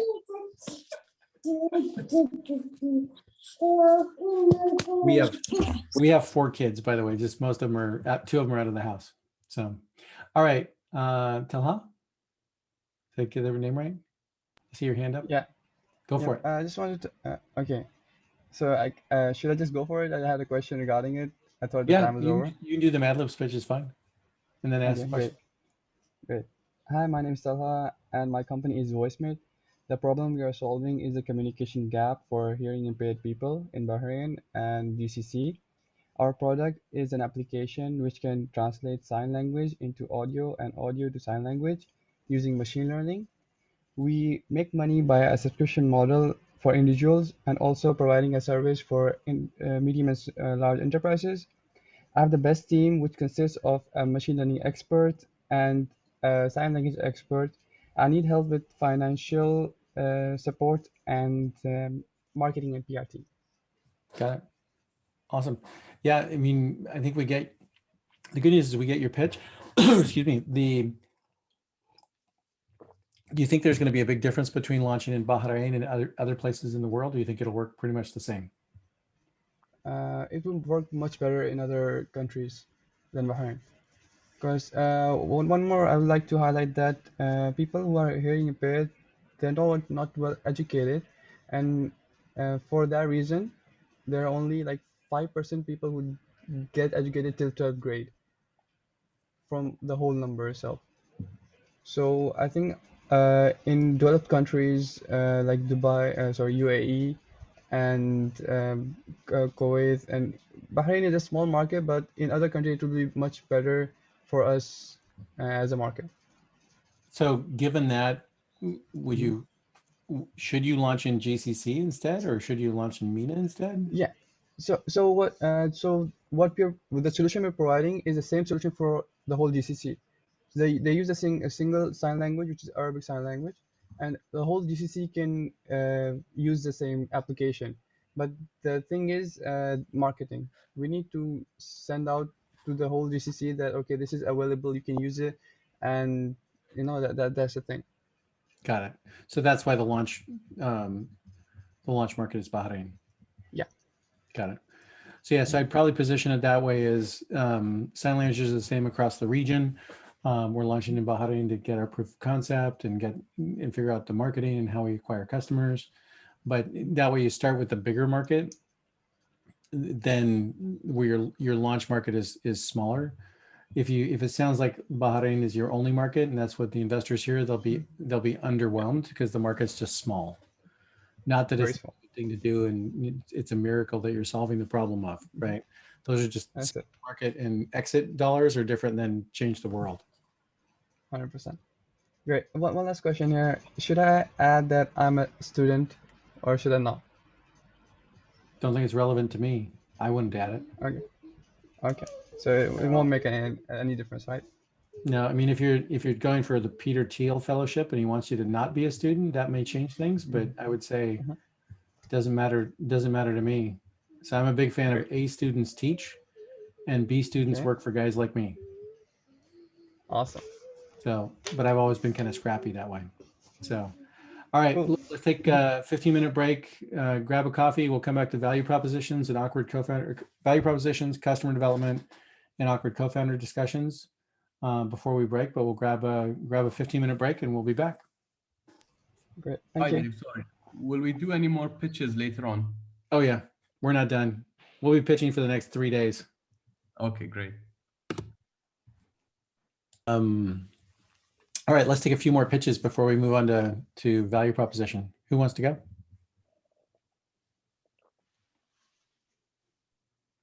Well, there you go. Dave, You're off hello? mute. Go for it. Yeah, thank you. I like to go first on these things. I like the hot seat. Okay, hi, my name is Mohammed Isa, and my company, Dynatrax, solving a problem in the provenance of the pearling industry. Our product is a platform powered by blockchain, is designed to target the customers dealing in the pearling, the jewelries that have pearls in them. We make money by having onboarding fees and subscription fees, and our team is the right team because we're passionate about pearls and we are technology experts. I need help with opening the minds of the age-old jewelers operating in the Gulf. Yeah, changing customer behavior is hard. So a couple notes. I would probably not be a platform. I would be a product first and a platform second. Okay. And so for everybody's benefit, as a VC, what I hear when I hear platform, what I hear is we don't know yet. Okay. So like AWS is a platform, so you can build on it, you can deploy on it, and you can manage on it. So at launch, I would rather you be a product. So we're a product that helps jewelers find matching diamonds by size and grade and blah, and help them take an 8-month process down to an 8-day process. That's like, oh, like I don't know what the jewelry business is for pearls, but that sounds super compelling, right? And it's more actionable, and blockchain to me becomes secondary, right? Okay. So I would probably go that direction with the pitch, but I like the direction of where the pitch is going based on the other pieces I've kind of heard as we go. Okay. So it's always good to have your hook somewhere about your, what makes you unique and compelling. And it also makes you memorable as you go for everybody. So it's always good to work those things in when you get a chance. Who wants to go next? Hey, Dave. Hey, go for it. Hassan, do you want to go first? I'll follow on then. Yeah. Sure, thanks. Hi, my name is Hassan Mahmoud, co-founder of the Tender Hub. The problem we are trying to resolve is the inefficiency and unfairness of procurement practices in private sector markets. Through a digital framework, it automates the process of managing tenders, controlling procurement, and evaluating bids. We make money by annual subscription. Our team is right because we provide diverse expertise in various industries. We need help with funding to increase our team membership and launching in new markets. We chose to be in Flat6 Labs to gain access to a wide range of mentors to aid us in launching our product and raise funding. Got it. So there's two different value propositions in your early statement there. It's fairness and access. Which one do you think is more important?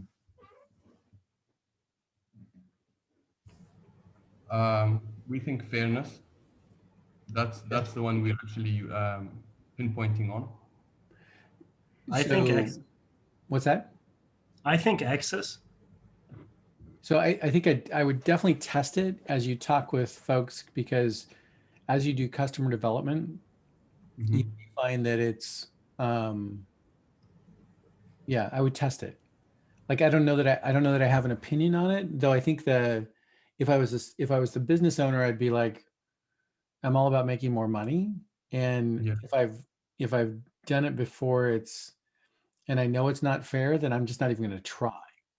I think. But again, I would test that as you do customer development interviews and kind of A/B test hey, it's about fairness, hey, it's about access, hey, it's about making more money, and see which one resonates with your customer profile. Because if they're new and they haven't done it before, and you have the old world problem that Mohammed has as well, like getting people that they're stuck in their ways to change is super hard. So yeah, I definitely give it a test. But the reason I bring it up is it feels like two different concepts. Okay. Right. And if it's about fairness, then it's going to be like we have more listings and we can show more data that that it's not insiders who are getting the transactions versus the value proposition of we'll help you make more money, may be just simple enough. So okay, so I guess it's actually access, but like fairness is a tool. yeah, and again, I would just test it. Again, I don't have I don't have an opinion about it other than it feels like access feels like speed. Like I will get notified faster. Like when a profile comes up that is in my profile, I'll get a text message.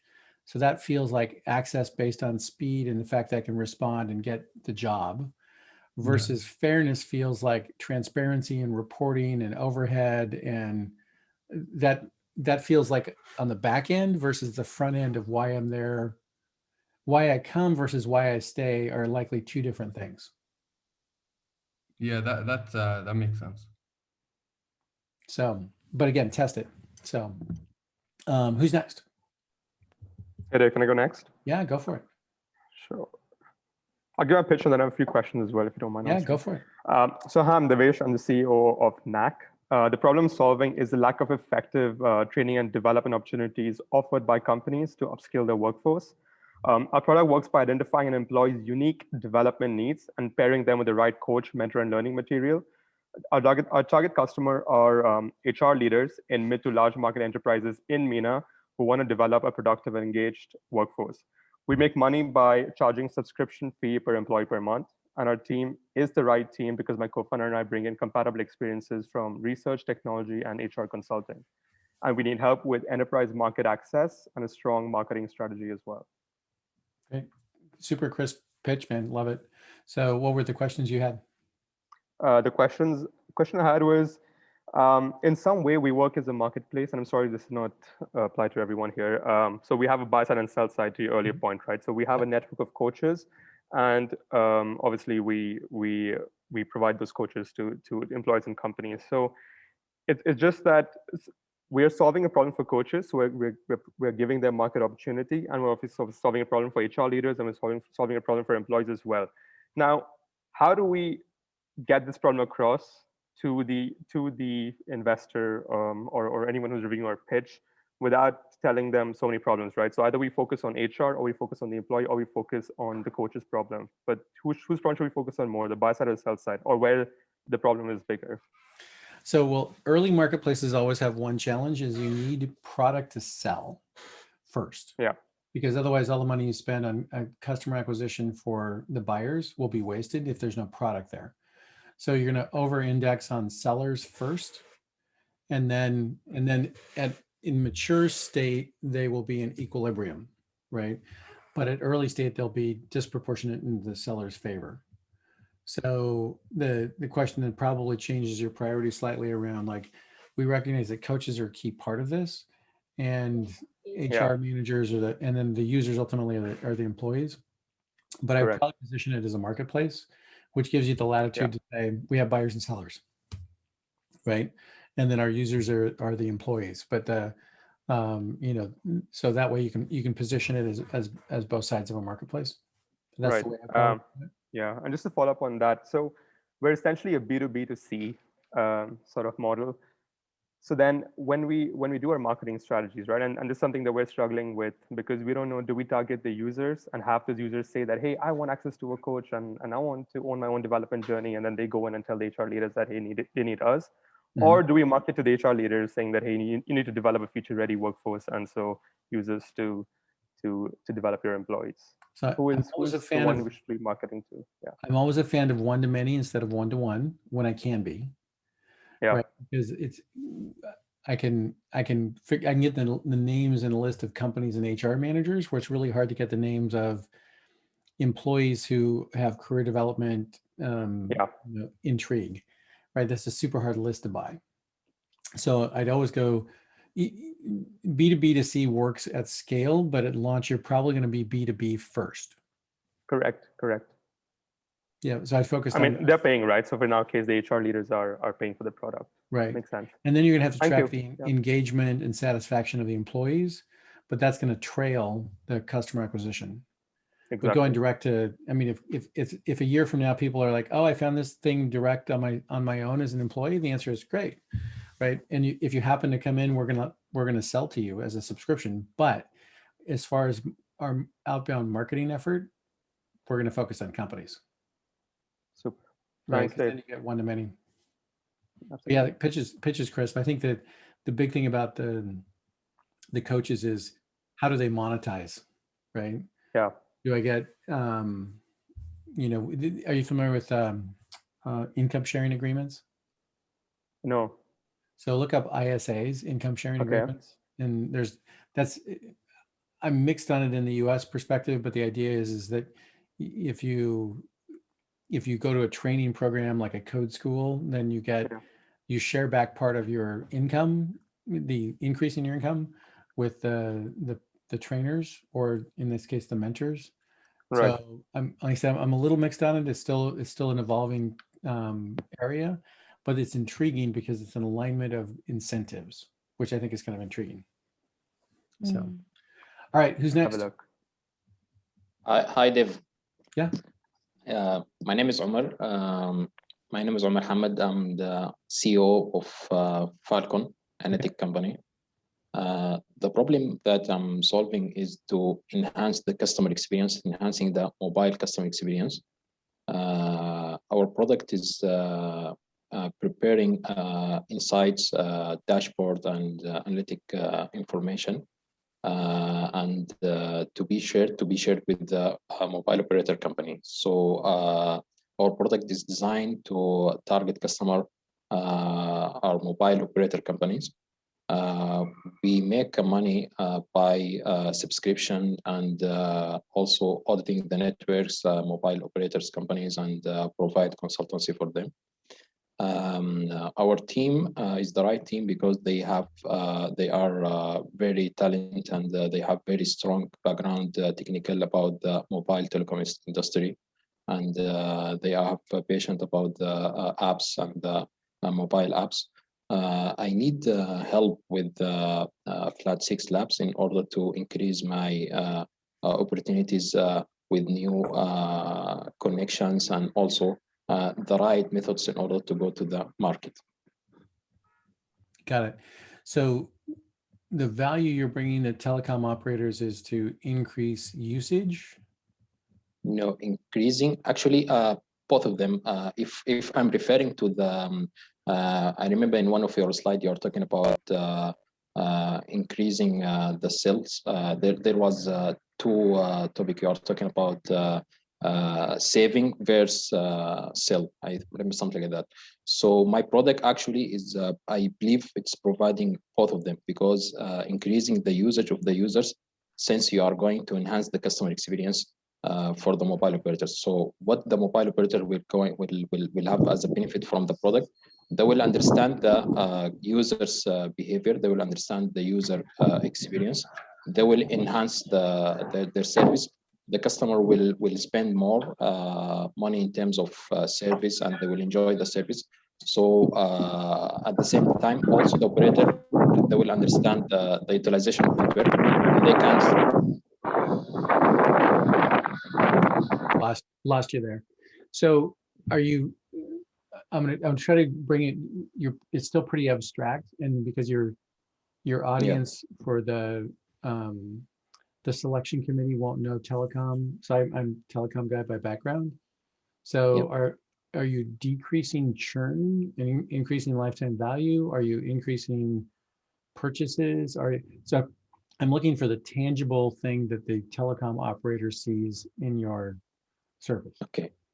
First of all, mobile operators, they will have a dashboard including benchmarking with the other competitors. So they will see their marketplace in the market based on the insights information that they were going to receive, and they will compare with the other operator. For sure, they will understand that the area that they are strong and the area that they are weak in terms of sales or market, and they are going to target it.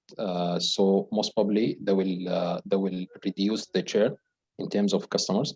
They will increase the customer base based on sales from the sales point of view.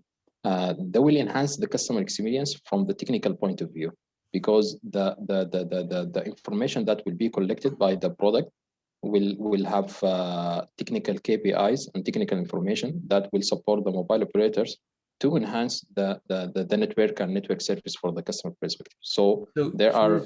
So here's, yes, before we keep going, I think in prep for, so tomorrow afternoon we'll do pitch reviews in more detail. So one of the things, so think of your list there that you just went through, and again, it's still fairly abstract, where I want somebody who doesn't understand telecom to go like, oh, that's the company that helps reduce churn, like measurably reduce churn in carriers.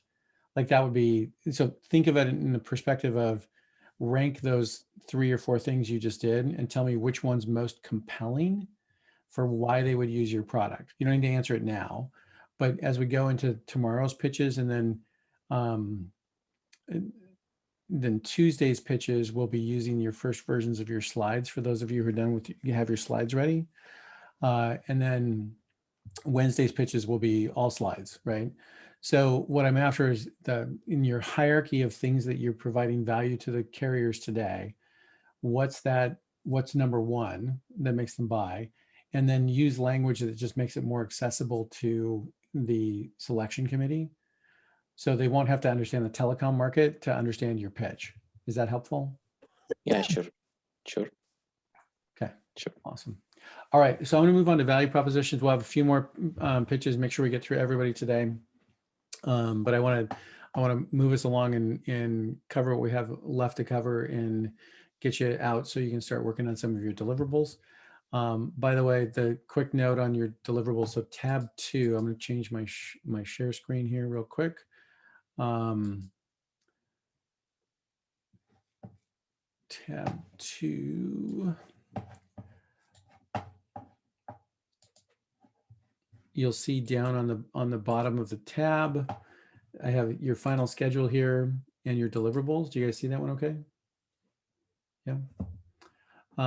So think of these are the things that are going to go into your slide deck. So what's your venture ready score? Most of you did that already. Put it in if you didn't do it online. You're going to start to do your 10 slides from today we've outlined. Are you sharing the screen, Dave? Yeah. We're still seeing the pitch. Hold on. New share. You guys probably have the same problem when you have multiple monitors these days. Did that work better? Yeah. Got it. So keep in mind you don't have to put your responses in this individual spreadsheet. They're really going to be the slides that are going into your slide deck. But I want you to start knocking down the 10 slides this afternoon and evening, so you can start getting, like, you're going to need to do your competitive analysis slide, you're going to need to do your market analysis slide, and you're going to need to do your tagline on your introduction slide. So those are basically the slide components you're going to do. So in addition to that, your venture ready score, your pre-mortem, we're going into your value proposition, and then customer development, and then your awkward co-founder discussions. The last 3, the value proposition will make it into your opening slide. Customer development is something you're going to keep doing, but it won't make its way into a slide directly. There's no like customer development slide. And then awkward co-founder discussions is just queuing up a conversation you need to have with your co-founders. Like I said, one of the big concerns with any program like this that's an accelerator is you guys get 2/3 of the way through and you have a co-founder issue and blow out. So moving these to the front of the schedule is kind of the goal. All right, so let me swap back to the slides here.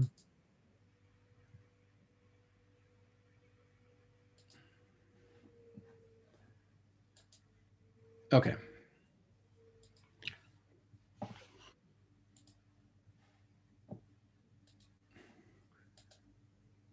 All right, so do you guys see back to the slides? Yes? Hey, sometimes it's a rough first night overnight, so duly noted. All right, let's go to value propositions. So value proposition is really narrowing down your core message to a message that somebody can repeat. So for me, when I make an angel investment, I have to explain to my wife why I'm cutting a check for $25,000 or $50,000. So if I can't explain your message, I typically don't get to write a check. The same is true for investors with VCs. So you'll generally meet with a more junior partner or an associate at a venture capital fund. And your success with that fund is based on their ability to rightly articulate your idea. So if you make it easy for them, the answer is you'll get to pitch. If it's hard for them, the answer is you probably don't get a pitch. So what I'm after with this positioning is, what place are you holding in the customer's mind about what you do? Now, the last example was a great example of not everybody's going to understand the telecommunication and carrier market. So you don't need to make your message understandable to everybody. You need to make your message understandable to the audience that cares about telecoms and carriers, right? So if I didn't understand that market, I wouldn't invest in it anyway. So if you're trying to help the market understand it, you don't necessarily have to speak to everybody. You have to speak to your target market. So with that, in what position do you want to hold is who is your initial customer? So we're back to ICP again, and think about limiting your product or service to that initial target customer. So rather than everybody who could buy it, so focus in on who's your most likely buyer. So back to the question of, is it access or is it fairness, right? So your value proposition is going to pick one or the other, but probably not both to start. So, and then who are you precluding from selling your product? You're like, this is not going to be like, this customer would need these features plus some other features. Like they're going to need a whole solution, where we're launching in the market with a minimum viable product, which means they're not going to have everything they want. So I'm going to exclude selling to that customer first. With that, think about, in particular, if you're changing a workflow. So if you're changing a workflow for moms, what are you replacing? If you're changing a workflow for fashion, what are you replacing? So what you're really testing out there is like, is my solution 5x better, 1x better, 10x better than their option? If you're doing B2B, the same rule applies. So my cost of switching though is higher. If I'm B2C, my cost of switching isn't super high. So from a consumer standpoint, I can download your app, I can test something new. But B2B requires that I have to train my team to use a different product. So your value proposition has to be 10x better than what I'm using today. And then what claim or promise are you making? We're going to save you money. We're going to make you money. We're going to make your life better. We're going to help you get your kid's soccer game on time, right? So whatever your value proposition there is, has to be stated in the customer's benefit. So the customers are going to save X amount of money. The business is going to make more money. In the tender offer, right? We'll help you convert 2 times better than any other, than doing it yourself. So the answer then becomes, well, why? How are you going to do that? But the positioning, the concept of positioning is what spot do you want to hold in your customer's brain when they think about your brand? And I use brand here very lightly, because most of you don't have enough budget to spend on brand, right? You're really trying to just hold a position in the customer's mind. Okay. All right. As I mentioned earlier, as a journalist, don't bury your lead. So what's the headline that tells your story and what's in the first paragraph? And I want you to take the high priority things and move it to that very opening paragraph, opening sentence. We help our customers save money. We help our customers save time. We help our customers find things for moms. We help our customers find the right therapist. Whatever that is, move that story to the very top of your message. Because what you're after at the end of the day is to have people go like, oh yeah, she's the co-founder who does this, or oh yeah, he's the founder that does that, right? So what do you want them to remember? And it shouldn't be buried in slide 8, particularly if you have traction and users. If you're launching what's Mom 2.0, I want to hear about that up front versus like slide 8. because it says, oh, we have customers, we've already iterated on the first version, here's what we've learned. Oh, cool, how many customers, right? So it takes me to a whole different question than like, oh, I wonder if this concept will work. So I want you to lead with traction and tease out traction when you have it. So, and then the question is the story. So in each of you have a customer use case, and the story is, what's the customer's life like before your product? It's super hard to find therapists. Nobody wants to talk about it. It's super quiet. No one knows where to go. And what's their life like after the product? Well, we've made it super transparent, easy to schedule, easy to book. I can get a therapist who's ranked and rated, right? So again, if you struggle with value proposition in this, because I'm forcing you to condense, then go back to what's the customer's life like before and what's the customer's life like after. And hopefully it's compelling, right? You're back to that. Does it change the quality of their life? Yep. So that's the don't bury the lead. So from testing, you're going to do this as kind of rapid A/B testing. In the pre-COVID world, you would have gone to a trade show and walked the room and then just tested each pitch. So when I bring up the testing for the tender offer, like, is it faster access? Is it fairness? Is it more profitability? Every time I meet with somebody who's in my target audience at that trade show, I would test a different message, and I'm going to watch their eyes. Like, do the pupils dilate? Do their eyes roll back in their head? Do they look at me quizzically? Like, I know that was English, but I have no idea what you're talking about, right? So, and I'm just going to A/B test it. If I have enough traffic and volume at my website, I may do A/B testing using an A/B testing landing tool, which we'll talk about in the marketing stuff tomorrow. But there's lots of tools you can use to do A/B testing. Right now, most of you don't have enough traffic at the website. So doing it manually or doing it in customer interviews is going to be the way that you do that. So look for one-to-many opportunities.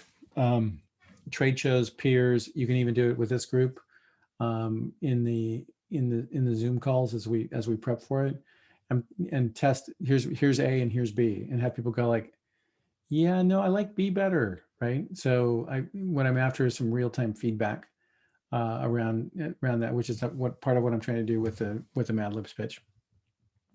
And in that, I want you to test your taglines. So, what's your one sentence description of what you do? So we make tender offers more transparent. We help small businesses make more money. Those are two very different taglines. And what I'm after is to start to test that out and have it resonate with your target customer. And again, the telecom example, it doesn't have to resonate with everybody, right? It has to resonate with your target customer profile, and it has to resonate with the investors. So that's from a testing perspective. All right, your tagline, one sentence summary. I would suggest you pull it from the Mad Libs pitch. The pieces and components are probably there.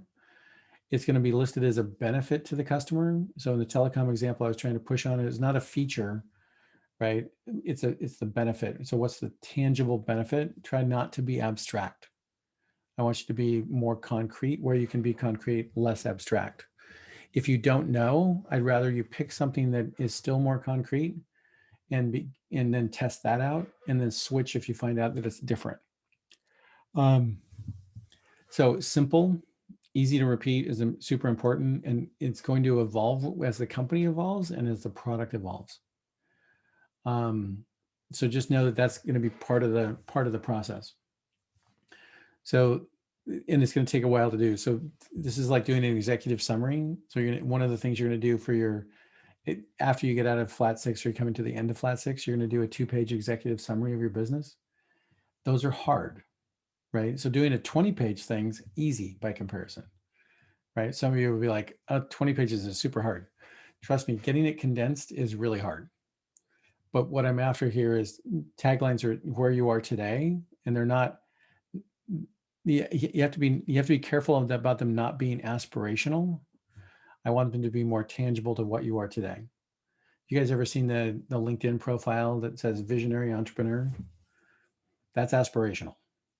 Or philanthropist, and you know the person, you're like, yeah, no, they're not a philanthropist. Like they listen to some seminar from somebody about you should put your aspirations and dreams as your profile on LinkedIn. That's not a tagline. A tagline is we help moms make their life better, right? So it's simple, it's straightforward, and it's something other people can repeat. Okay. Anybody have a good example of their tagline today they want to test out?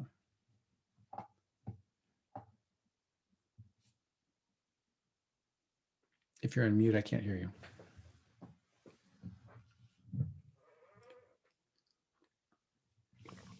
All right, work in progress. Okay. We just came up with one. Yeah, Can go I for it. Helping K-12 schools, that is primary and secondary schools, increase learners' engagement using gamification. Okay. So we're helping K-12 schools increase learners' engagement using gamification. Got it. Is that too long? Probably a little too long, but it's a good starting point. So I might flip it into using gamification to increase student engagement, K through 12. So try to, again, the lead of your story is probably gamification for who, rather than the other way around. Okay. All right. Okay. Bernard? Okay. We used to have that we are a gamified learning platform for K-12 schools. Yeah, I mean, you're close in nuancing around in your wordsmithing, which is exactly what you have to do to get a tagline to work. I'm super curious to the how. Okay. Go ahead. Okay. Okay, what we used to have is like we're a gamified alternative learning platform for K-12 schools. Okay, it's an alternative learning platform to K-12 schools. But then we thought of saying we're using gamification to help, so that it makes you want to sign up, So I don't know. So is your customer the school or the student? Who pays? The school pays. Okay. So are you providing programming that's new to the school, or are you helping the school be more productive with their existing students? We help them be more productive with their existing students. Okay. So I'd probably go along the line of in increasing K-12 student engagement through, I want to get the partnership angle there, because otherwise it feels like, are you competitive to the school or are you supporting the school? Right. So actually, the schools on everything, the content is there. So we just give them the platform for them to use. Got it.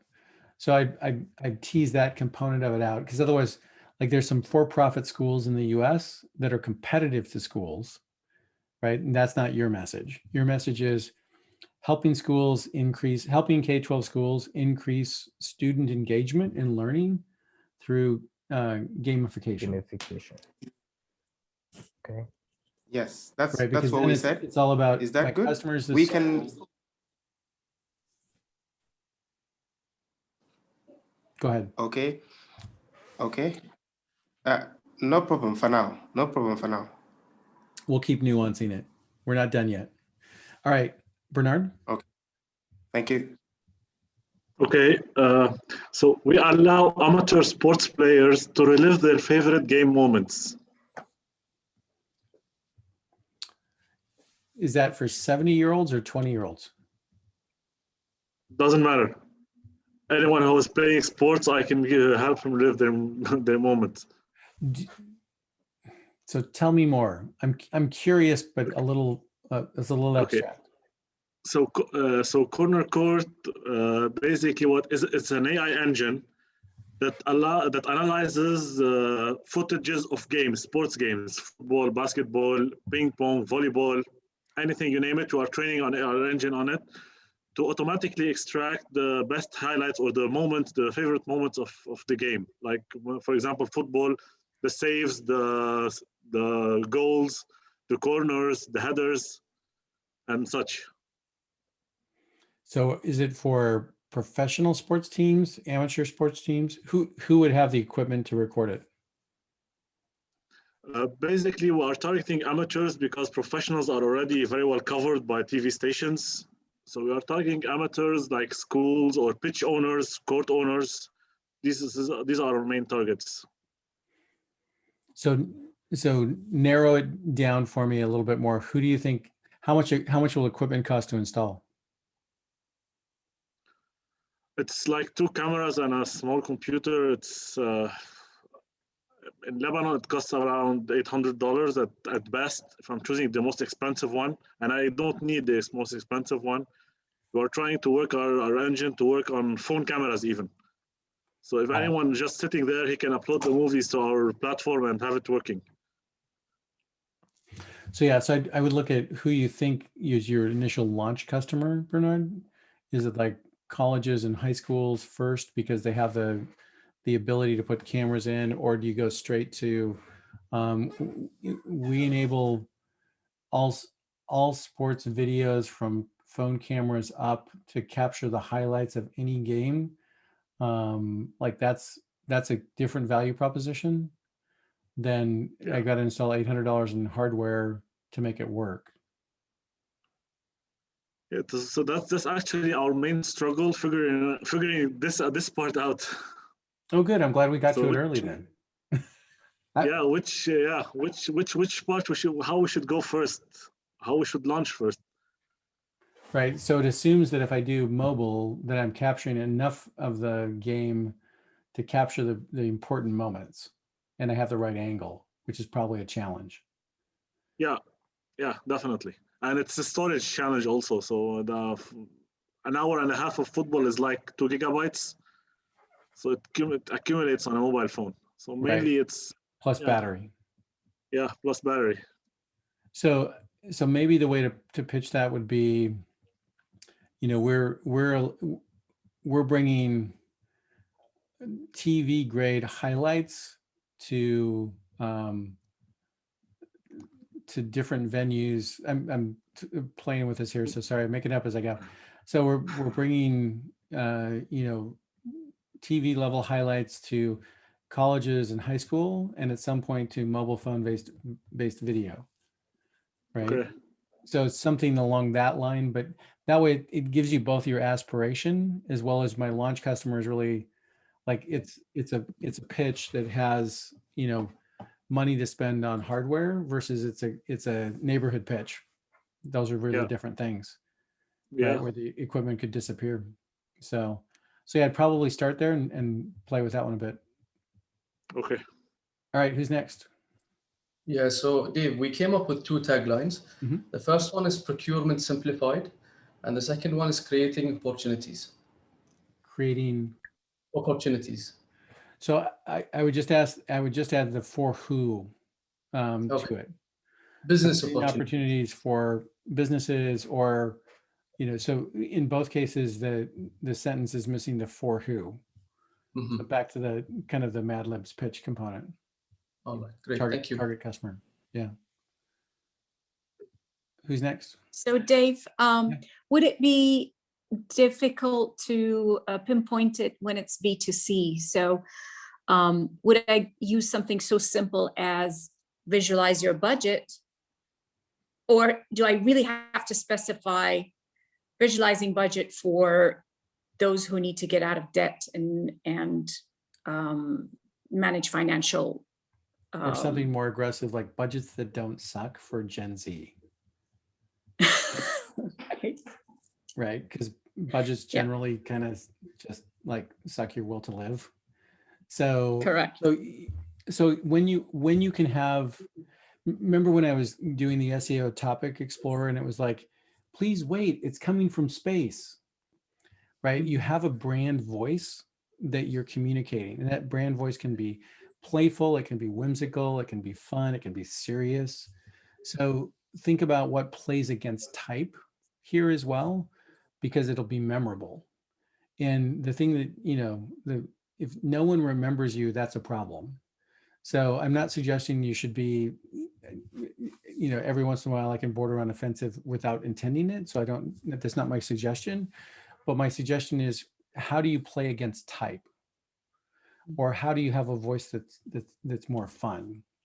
A few years ago, I bought a Mini Cooper, and I got a package in the mail, right, that had all this kind of cool Mini Cooper, and the whole voice of how they approached their customer voice was just super different, and it wasn't like boring, right? And it's so stood out. So where you can do that, I would encourage you to do it. But you have a chance to do that in your positioning, but also your narrative, about everything from, if your product's fun, have fun with it. If your product's serious, don't be too serious, right? So just something to consider. Gotcha. Yeah. Anybody else want to go? So Dave, we have Connect Mamas, Empower Women, but that sounds so like broad now, like having listened to what you've been saying. Do you agree? Yeah, I think your mission could be to empower women. The question is, that's not a tagline. Sure. Like the mission that drives you and your team totally could be that. But the external facing mission is about benefit to moms. Yeah, so our sort of like social media tags and things is usually we help moms find like-minded friends. Right. So it's about But connection. maybe it should be, but I liked your thing where you said we help moms make their lives better, because that's a much broader vision, right? It gives us more opportunity to do more stuff. Well, and to me, it's a question of tagline should start your dialogue, right? And I'm not saying my suggestion was the right tagline for you, but it kicks off the conversation in the trajectory you want to go, right? So that's kind of think about it that way, is what they're like, well, tell me more. And if that's their answer to the question, then the answer is you've won. If their answer is like, empowering women sounds like, are you a foundation? Are you a nonprofit? Are you a school, right? Because there's lots of people who empower women, right? So think about the question the person, your target customer will ask after they hear the tagline. Okay. And if it's a great question, then the answer is, woohoo, you win, right? If it's a meh question, then keep drafting on it. Thanks. All right. Anybody else want to give it a shot before I keep scrolling? I got two. Go for it. Yeah. My business is called Tajer, which means a businessman in Arabic. So the tagline would be solutions for retail businesses, or the future of retail business. To what end? What benefit? Because the whole idea is to connect wholesalers and retailers on one platform, and it's more focused on providing solutions to retail businesses, most focused on F&B industry. Okay. So yeah, we are actually giving the solutions to make to focus on their business, rather than struggling to get ingredients and delivery systems and online stores and all these things. So if I was to respin it to you, I'd probably say helping retail businesses improve their customer satisfaction and profitability through better supply chain, or through supply chain automation, or there's something there that I want to connect to it. But the headline of your story is helping retailer improve customer satisfaction, profitability, timing. No, it's not for customers. It's for their business only. It's only, we're not getting into customers at all. Got it. So you're helping retail businesses. Sorry? You're helping retail businesses drive increased profitability through better supply chain? Something like that? Yeah. So I'm looking at, the statement should be the benefit to your customer. So the question is, if the retail customer uses your product, what's the benefit? Do I make more money? Do I save money? Do I get faster? Do my customers like me better? Like what's the value proposition? Because then when I'm done talking, I'm like, oh yeah, they're the guys they help retail supply chain efficiency or something like that. I'm not trying to put words in your mouth. I'm trying to get it down to the benefit statement. Okay. So something to keep pushing on. Talha? Yeah, so for me, it's gonna be a voice for the voiceless. I would probably add technology in there too, creating a voice for the, or technology that creates a voice for the voiceless. Because I think back to the mom thing where it's like a voice for the voiceless applies for lots of things, not just people who can't speak, right? So, True. so technology that provides a voice for the voiceless is that's an interesting tagline for sure. Great. Okay. Thank you. Yeah. All right. So let me roll on here and hit the last couple topics before we. I'm going to give you a few minutes to work on writing out your tagline. From a branding perspective, you know, you'll hear people like, "Oh, you need to build your brand," or "Oh, you need to." There's a bunch of practical things you guys don't need to do right now. Like you don't need to. So at one point, I had over 150 domain names. I look back on some of them now, and I'm like, this is kind of silly because I don't even remember what idea I bought the domain name for. Right, but I'm kind of a classic. Like I have lots of ideas, so sometimes they manifest themselves in domain names, or I spend $5,000 on a domain name. All things I wouldn't suggest you do. So you typically don't have enough budget at this point to build a brand. So build the next best domain name you can get. Do some little things here to not make it bad. So bad phonetic spelling is bad if people can't remember the domain name. So use a .co instead of a .com. If you get super successful, you can spend the money and get the .com later. Try to make it something that people can repeat. That's easy for them to remember and repeat. If you do that, we've got a, you know, it's not bad to start. So you're not going to have a big budget for advertising or brand. So don't worry about, you know, do I need a big agency to do something? The answer is no. Ideally, it starts with something that's neutral and you can build on. So it can be something that is descriptive. Most of you have picked names so far, which is great. Just make sure they stand the test of, can it get past Bahrain to the region? And if I go global, does it make sense? So what I'm after there is just generally brand neutral and not too nichey. So I had a friend who ran a company for a number of years called Half Price Pots. So they did pottery and that kind of stuff. He's like, the brand ultimately was pretty limiting, right?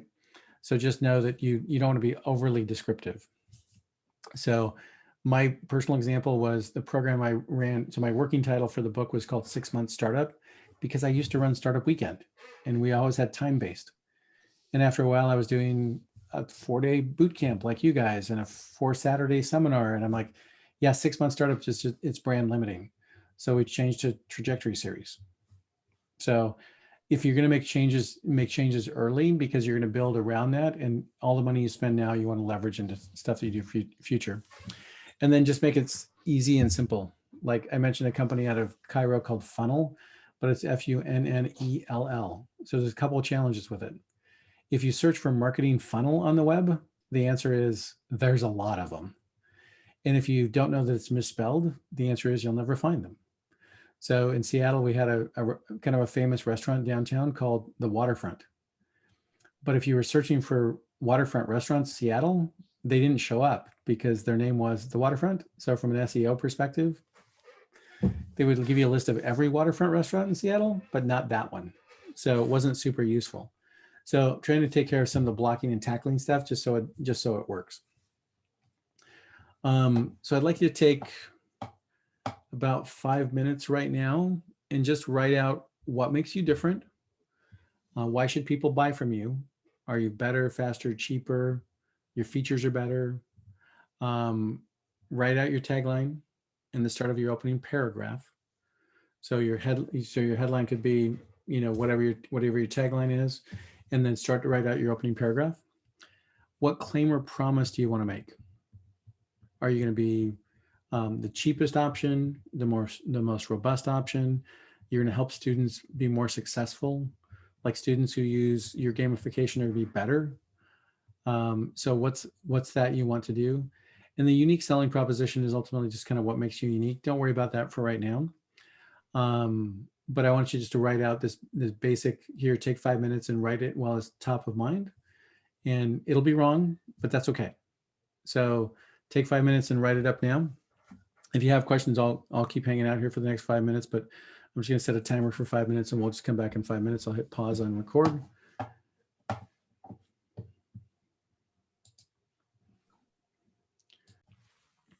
All right, so back to recording.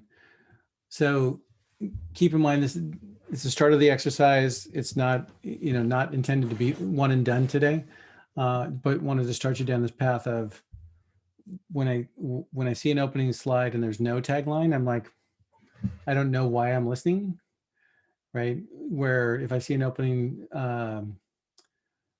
slide that has a description, it's actually super helpful.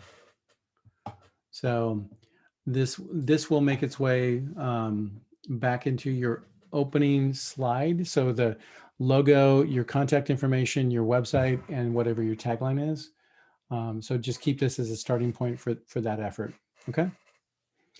And if you are listening to somebody else's tagline while they're talking and have an idea, put it into the chat box because it'll be useful. All right, so I want to move on to customer development. 2 more topics to cover, and then you are free and get to work on your deliverables. So customer development, some of you probably know customer development already. The concept is really, how do I get out of the building and frankly out of my head as founders, because we tend to live there with our ideas at times, and go test our ideas in customer development and go do customer interviews. So if you're doing a product for moms, the question is, how many moms have you talked to? If you're doing a product for schools, how many school districts and teachers have you talked to? So the goal here is to compress your time to launch and get some scale and traction. So I think of it in terms of like, if you could do 25 to 50 customer development interviews sooner rather than later, it will set you up for getting to profitability much faster or getting to growth much faster. So know that that's part of what you're positioning here as well, is the faster you do these customer development interviews, the more they will inform your decisions on your product roadmap and what you need to do to go get your product launched and into market. So parallel process with product development, for those of you who aren't familiar with it. Steve Blank originally brought up this concept in 4 Steps of an Epiphany. Eric Ries really made it popular with Lean Startup. So in what you're doing in these customer development interviews is you're really going through the process of saying, I have a hypothesis, I want to test it with real customers and get their feedback. One of the things you're going to do with that is validate with revenue commitments. What would you be willing to pay for it? Would you pay a subscription? So just asking them if they get feedback is great, but you need to ask them about what they're willing to pay for it. Now, one of the challenges with customer development is sometimes the customers will tell you what they think you need to hear. So a friend of mine was developing a video platform that would source and offer the right content for your kids who wanted to be an architect or whatever their career passion was. So all those customer development interviews, all the parents said, oh my gosh, that would be great, right? And so he built the product and then he went back to him and said, okay, it's built. What would you pay for it? And they're like, well, we didn't really want it that bad. But the confirmation bias was, well, this is a great, I should say yes to this because I want to support my kids. But when it came time to actually pay for it, they didn't want to pay for it. So just be aware of some of those customer development interviews can be a challenge. So, so Steve Blank used to be on my board when I was at Startup Weekend. This is the quick, brief view of the 4 steps of an epiphany. So customer discovery is turning your hypothesis into a fact. The customer validation is going out and identifying a scalable and repeatable sales model. And then you move into the execution mode. What I don't want you to do is build a product before you know what the customers want. So when we're talking about Mom 2.0, there's probably lots of changes from the 1.0, right? If you're like, oh, we thought it was going to be this, and then we found out the customers didn't actually like that. So my encouragement to you is go interview those customers first and use that to inform your product roadmap. So what's the goal? The goal is to have an acute focus on the problem, not the product. The bigger the problem you solve, the more money you will make. So know that you're going to start with an acute focus on the problem first, not the product. And then you're going to ask and find out if the customers actually care. So is the priority what they think the priority is? So within the telecom example, is it the buyer at the telecom? Is it the CFO at the telecom? Right? Who within the telecom who's making the decision is actually going to influence your purchase? And do they care? That's why sometimes you have to prioritize your features. Ask them what they want. So I have a link to Mike Fishman's Ultimate Customer Development Questions. And one of the things that Mike, it was so good that as I was prepping the book, I just reached out to Mike and said, listen, can I just copy and paste these with your permission? So you'll find that if you pick up a copy of my book, I literally lifted Mike's blog post and posted it in, because he takes it from what's the demographic, who are you, and walks you through the generic to specific questions that you're going to use for your own customer development effort. So why is this important? So if you have an opinion about the customer, but you don't have revenue yet, but you've talked to 50 potential customers and 40 of them said they would buy it, then investors are going to be super curious. If you have an opinion and don't have a product and don't have any revenue and don't have any customer interviews, the answer is you don't really have any traction or validation. You might be right, and I might intrinsically agree with you about what you're trying to do, but I'm really looking for the halo effect of social proof, right? Does your customer actually care about it? So just know that's the nature of the questions are proving that your customers actually care before you have revenue. And ultimately it'll help you prioritize your features. Like you're going to have, because you have limited resources as a startup, you're going to be like, well, we ship this feature or that feature. Which one should we ship? And those customer interviews will help you. Along that line, from a mechanics perspective, you're going to create the list of customer development questions. Then you're going to create a Google form. That Google form is then going to be used to capture that customer data. So the progression of those questions are going to be easy to hard. And I'll share the Mike's Ultimate Customer Development Questions here with you here in a second.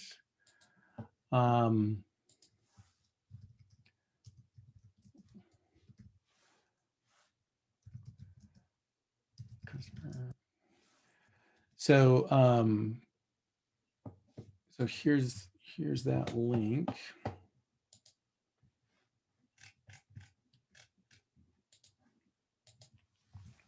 So things that he goes through, just to give you context, are things like customer segmentation. What do you do professionally? Who handles this process that we're improving at your home or office? Tell me about your role at the company. So he walks through customer segmentation question first, problem discovery questions next, and then problem validation. So you won't go through all of these questions, but you can kind of pick and choose based on what you're building to go do those customer development interviews. So why do you want to use a Google form? So when you do 5 customer interviews, you can remember everybody. But when you do 50 customer development interviews, the answer is somebody you talk to, like, oh, I talked to this guy, who was it? Oh, it was Omar. What did he tell me? If we added this feature, he would buy the product. Once you do 50 of those interviews, you won't remember who you talked to. So it's important that you document it in such a way that creates an actual database, and Google Forms is a good way to start. Samir, see your hand up? Yes, hi. So you were saying that if you have customers are willing to buy the product, the investors will be curious. So my question is, how do you actually show that information in the slide deck? Can I show like a survey I did? What do you think? Yeah, so I typically will, if I don't have customer data, I'll typically tell it in the context of we've done 50 interviews or we've done 75 interviews, and this many percentage of them said they were interested in these features.